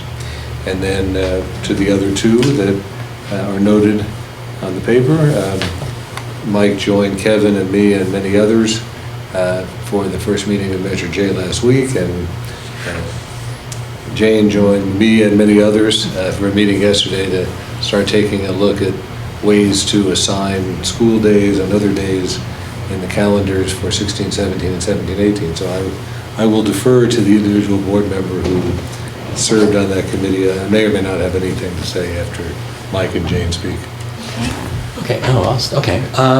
Well, my first impressions of this was our first meeting, right? So we were sort of setting the groundwork for what we wanted to talk about and how we wanted to get there. But I think the first impression that I got was, as we went around the table and everybody talked about what their hopes were and stuff, I heard a lot of people talking about the welcomeness of the collaboration and the openness. And so to the extent that this board has tried to foster that as we move forward in this whole bond program, I think so far we're succeeding.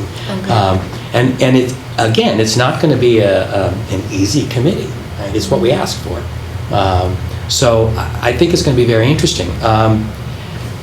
We talked about what a lot of people were concerned about, what they wanted to see as we prioritize things. We didn't actually prioritize anything yet. We talked about the pool a lot, and there's still more to talk about because there, as we discussed, there's certain, what I guess I would term tent pole projects, that kind of hold up the place. I think everybody didn't necessarily buy that analogy, but everybody sees the pool, the fields, we talked about those. There's certain areas that are very important, sort of transcending the individual buildings. So there was conversation about that, and how do we reconcile that versus the need for the structures. But the other conversation I thought was very interesting was making sure that we don't close the doors to any future development. Because as we all know, the $35 million is about a third of what we really need. And so the concept was to do this with an eye to the future, always know that we're not foreclosing our options as we move forward. So I thought that was really interesting.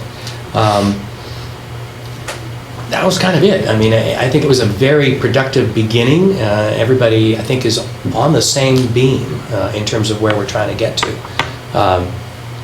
A lot, even as we started talking about the pool, I don't think we've decided anything, but thinking consensus seemed to be gelling. So it was very interesting. Everybody seems to be coming from the same place. Everybody seems to have the same concerns. And so to that extent, I think it's very promising. I'm really looking forward to it. And of course, we need to hear from the 7-Eleven, and we discussed volunteers.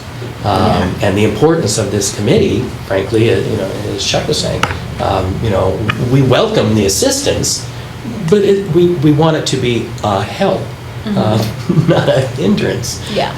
And so all of this ties in really nicely, and I think all of this is very timely. So. The only thing I would add is that we spend a reasonable amount of time talking about learning about infrastructure needs that have been identified by outside groups. And so take all of what Mike said, take the fact that we have 35 million, not quite because you have it minus all the soft costs, and recognize that it's a bunch of puzzle pieces. And again, let me go back to my favorite term, zero-sum game. If we spend X, if we were to move forward aggressively on a pool at Nordhoff, which might be Nordhoff-centric or might be community or whatever it might be, community involved, that's X number of millions of dollars that come off the total. Now then, Mike mentioned fields. We have huge needs in every single place of the district to improve fields. That could be X number of other millions of dollars. And so, putting all this together and I will just end where Mike ended, in such a way that when we spend money to make a facility or a set of facilities better, that we're smart enough to know that some projects need to be, absolutely complete when you leave. Otherwise, you're just, putting good money after bad. You have to fix it. Either remove it and fix it, or just fix it so that it's ready to go, and you don't have to do any more. But then there are others where we have to be smart enough to know that they're in that continuum of where we are, which is horrible, to where we want to get to, which is good or better. We can make X amount of progress so that it is, I'll just use the word, safe and livable. I mean, we're safe, that's not fair. But more livable than we are now, so that the next iteration, come, you pick the year 2020 something, okay, can then get us farther down the continuum. Okay? So I think that was extremely important. And the last thing I would say is that, there's a whole lot of expertise around that table, myself not included, with people who have spent years working professionally in the area of just sort of general construction and or supervision of that, or architect or whatever. So the two COC members, Jeff Palmer is executive of the sanitary district, is the chair of our COC, and Dave Ender is a lifetime architect. They are there, Chuck is there, and then Mike and Kevin are there, whatever. They bring along, from their experience. Exactly, exactly. And then the usual administrative suspects, Josh and Andy and I. So, I agree with Mike. They were off to a great start, and the sense of people feeling good about being together, and that they've been asked to be together, and we're going to learn and talk with each other. I think that was very much of a unifying theme in the first half hour or so of the meeting, when we went around the table to say, what do you think about being here? So that's, and then my job, and I didn't get a chance to get to the end of the meeting where I was going to ask if anybody else wanted to be chair. So I'll just make sure we get together for a second meeting as soon as possible, because we have to keep the thing going. Yeah. Okay, that's the first meeting then. Right, calendar committee. Calendar. So at the calendar committee, we had, those representing teachers and administration, and then myself, Hank, and Andy. Several of us were also parents, and could sort of speak from that point of view. And one of the things we started to say is, we could make no change. That's a decision as well. Just keep the same calendar the way we had it this year. So we just started from this year, looked at when we started, when we ended, when we had spring break, when we had Christmas. But then everything changed because Christmas moves, Easter moves, that Thanksgiving moves. So how does that affect the semester at Nordhoff? Because now they've moved backwards. And so we haven't said, let's do this calendar, but what we came to was 2 or 3 ideas that we'd like to see on paper, and then let someone count, do we get those days in? How does that, another big thing that I think that might affect the calendar is the testing in the spring, because it's not just 3 days of testing. It's, we need, Miramani takes it this week. I mean, Topa this year isn't taking testing until June something. Oh. Because you can only we can only handle so many students taking a test at a certain Because of our time. computer facility, or? No, we have capacity. Okay. It's just the way the windows work, and because it's a new program, the teachers obviously don't want to come back from spring break and that Monday take a test. So those are the issues we were looking at, and I think that we'll meet again. We hope to present something by March 1st. Yeah, I was going to say, that's where I would put my addendum, that the goal now, this time I have transferred chairmanship, okay? Andy's the chair, okay? She's picking up on what Danny used to do. So when he comes back next week, he'll start moving this forward. I sort of suggested that we have a subgroup within the group of 11, which would include Jane from the board, and Barbie and Chuck working together from classified staff, Angie from the certificated staff, and Andy from administration. So all the constituencies are represented, and then sort of take a look at the kind of criteria that Jane was talking about, and see how, remember, we're dealing with 180 days of students, 184 days for teachers, and then a whole variety of work years for classified staff and administration. Right now, I would say, maybe just to end this point, we have sort of the longest possible, well, I guess it could be possible longer, but we have a very long time from the first day of school to the last day of school. Okay, because we have a full Thanksgiving week and a full February week. Okay, so we had a lot of conversation about the immutability of those things, in the minds of people. And so, I'm not suggesting anything radical will happen. We are looking at a lot of options.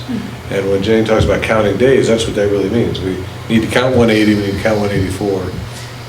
And we're going to look at some options and then bring it back to the committee and see how it washes out with that group. But it's first time that formally, at least that I know about it, that classified staff has been represented at the table, in this case by Barbie, who works every day with that, and by Chuck. And we have 3 teachers. We'll have 3 teachers when everybody's there. 3 teachers, some administrators, and then and Jane. So off to a good start. In this case, we have, unlike Measure J, which is years, we have a very definite goal of March 1st to bring actually both calendars to you. Oh, And awesome. 16-17 for sure, Uh-huh. and hopefully 17-18. Cool. Okay? And then superintendent's report. Well, I think that might be it. I think that, we have this, whenever you engage in committees, you're just by definition creating more things that result in conversation. And I'm excited about it. I guess the other thing I would say to you is unlike other years when I sat in this chair looking at the 10-11 budget and the 11-12 budget, and 10-11 was just draconian. Yeah. I mean, it was horrible. And then they were bad for a couple of years and then sort of leveled off.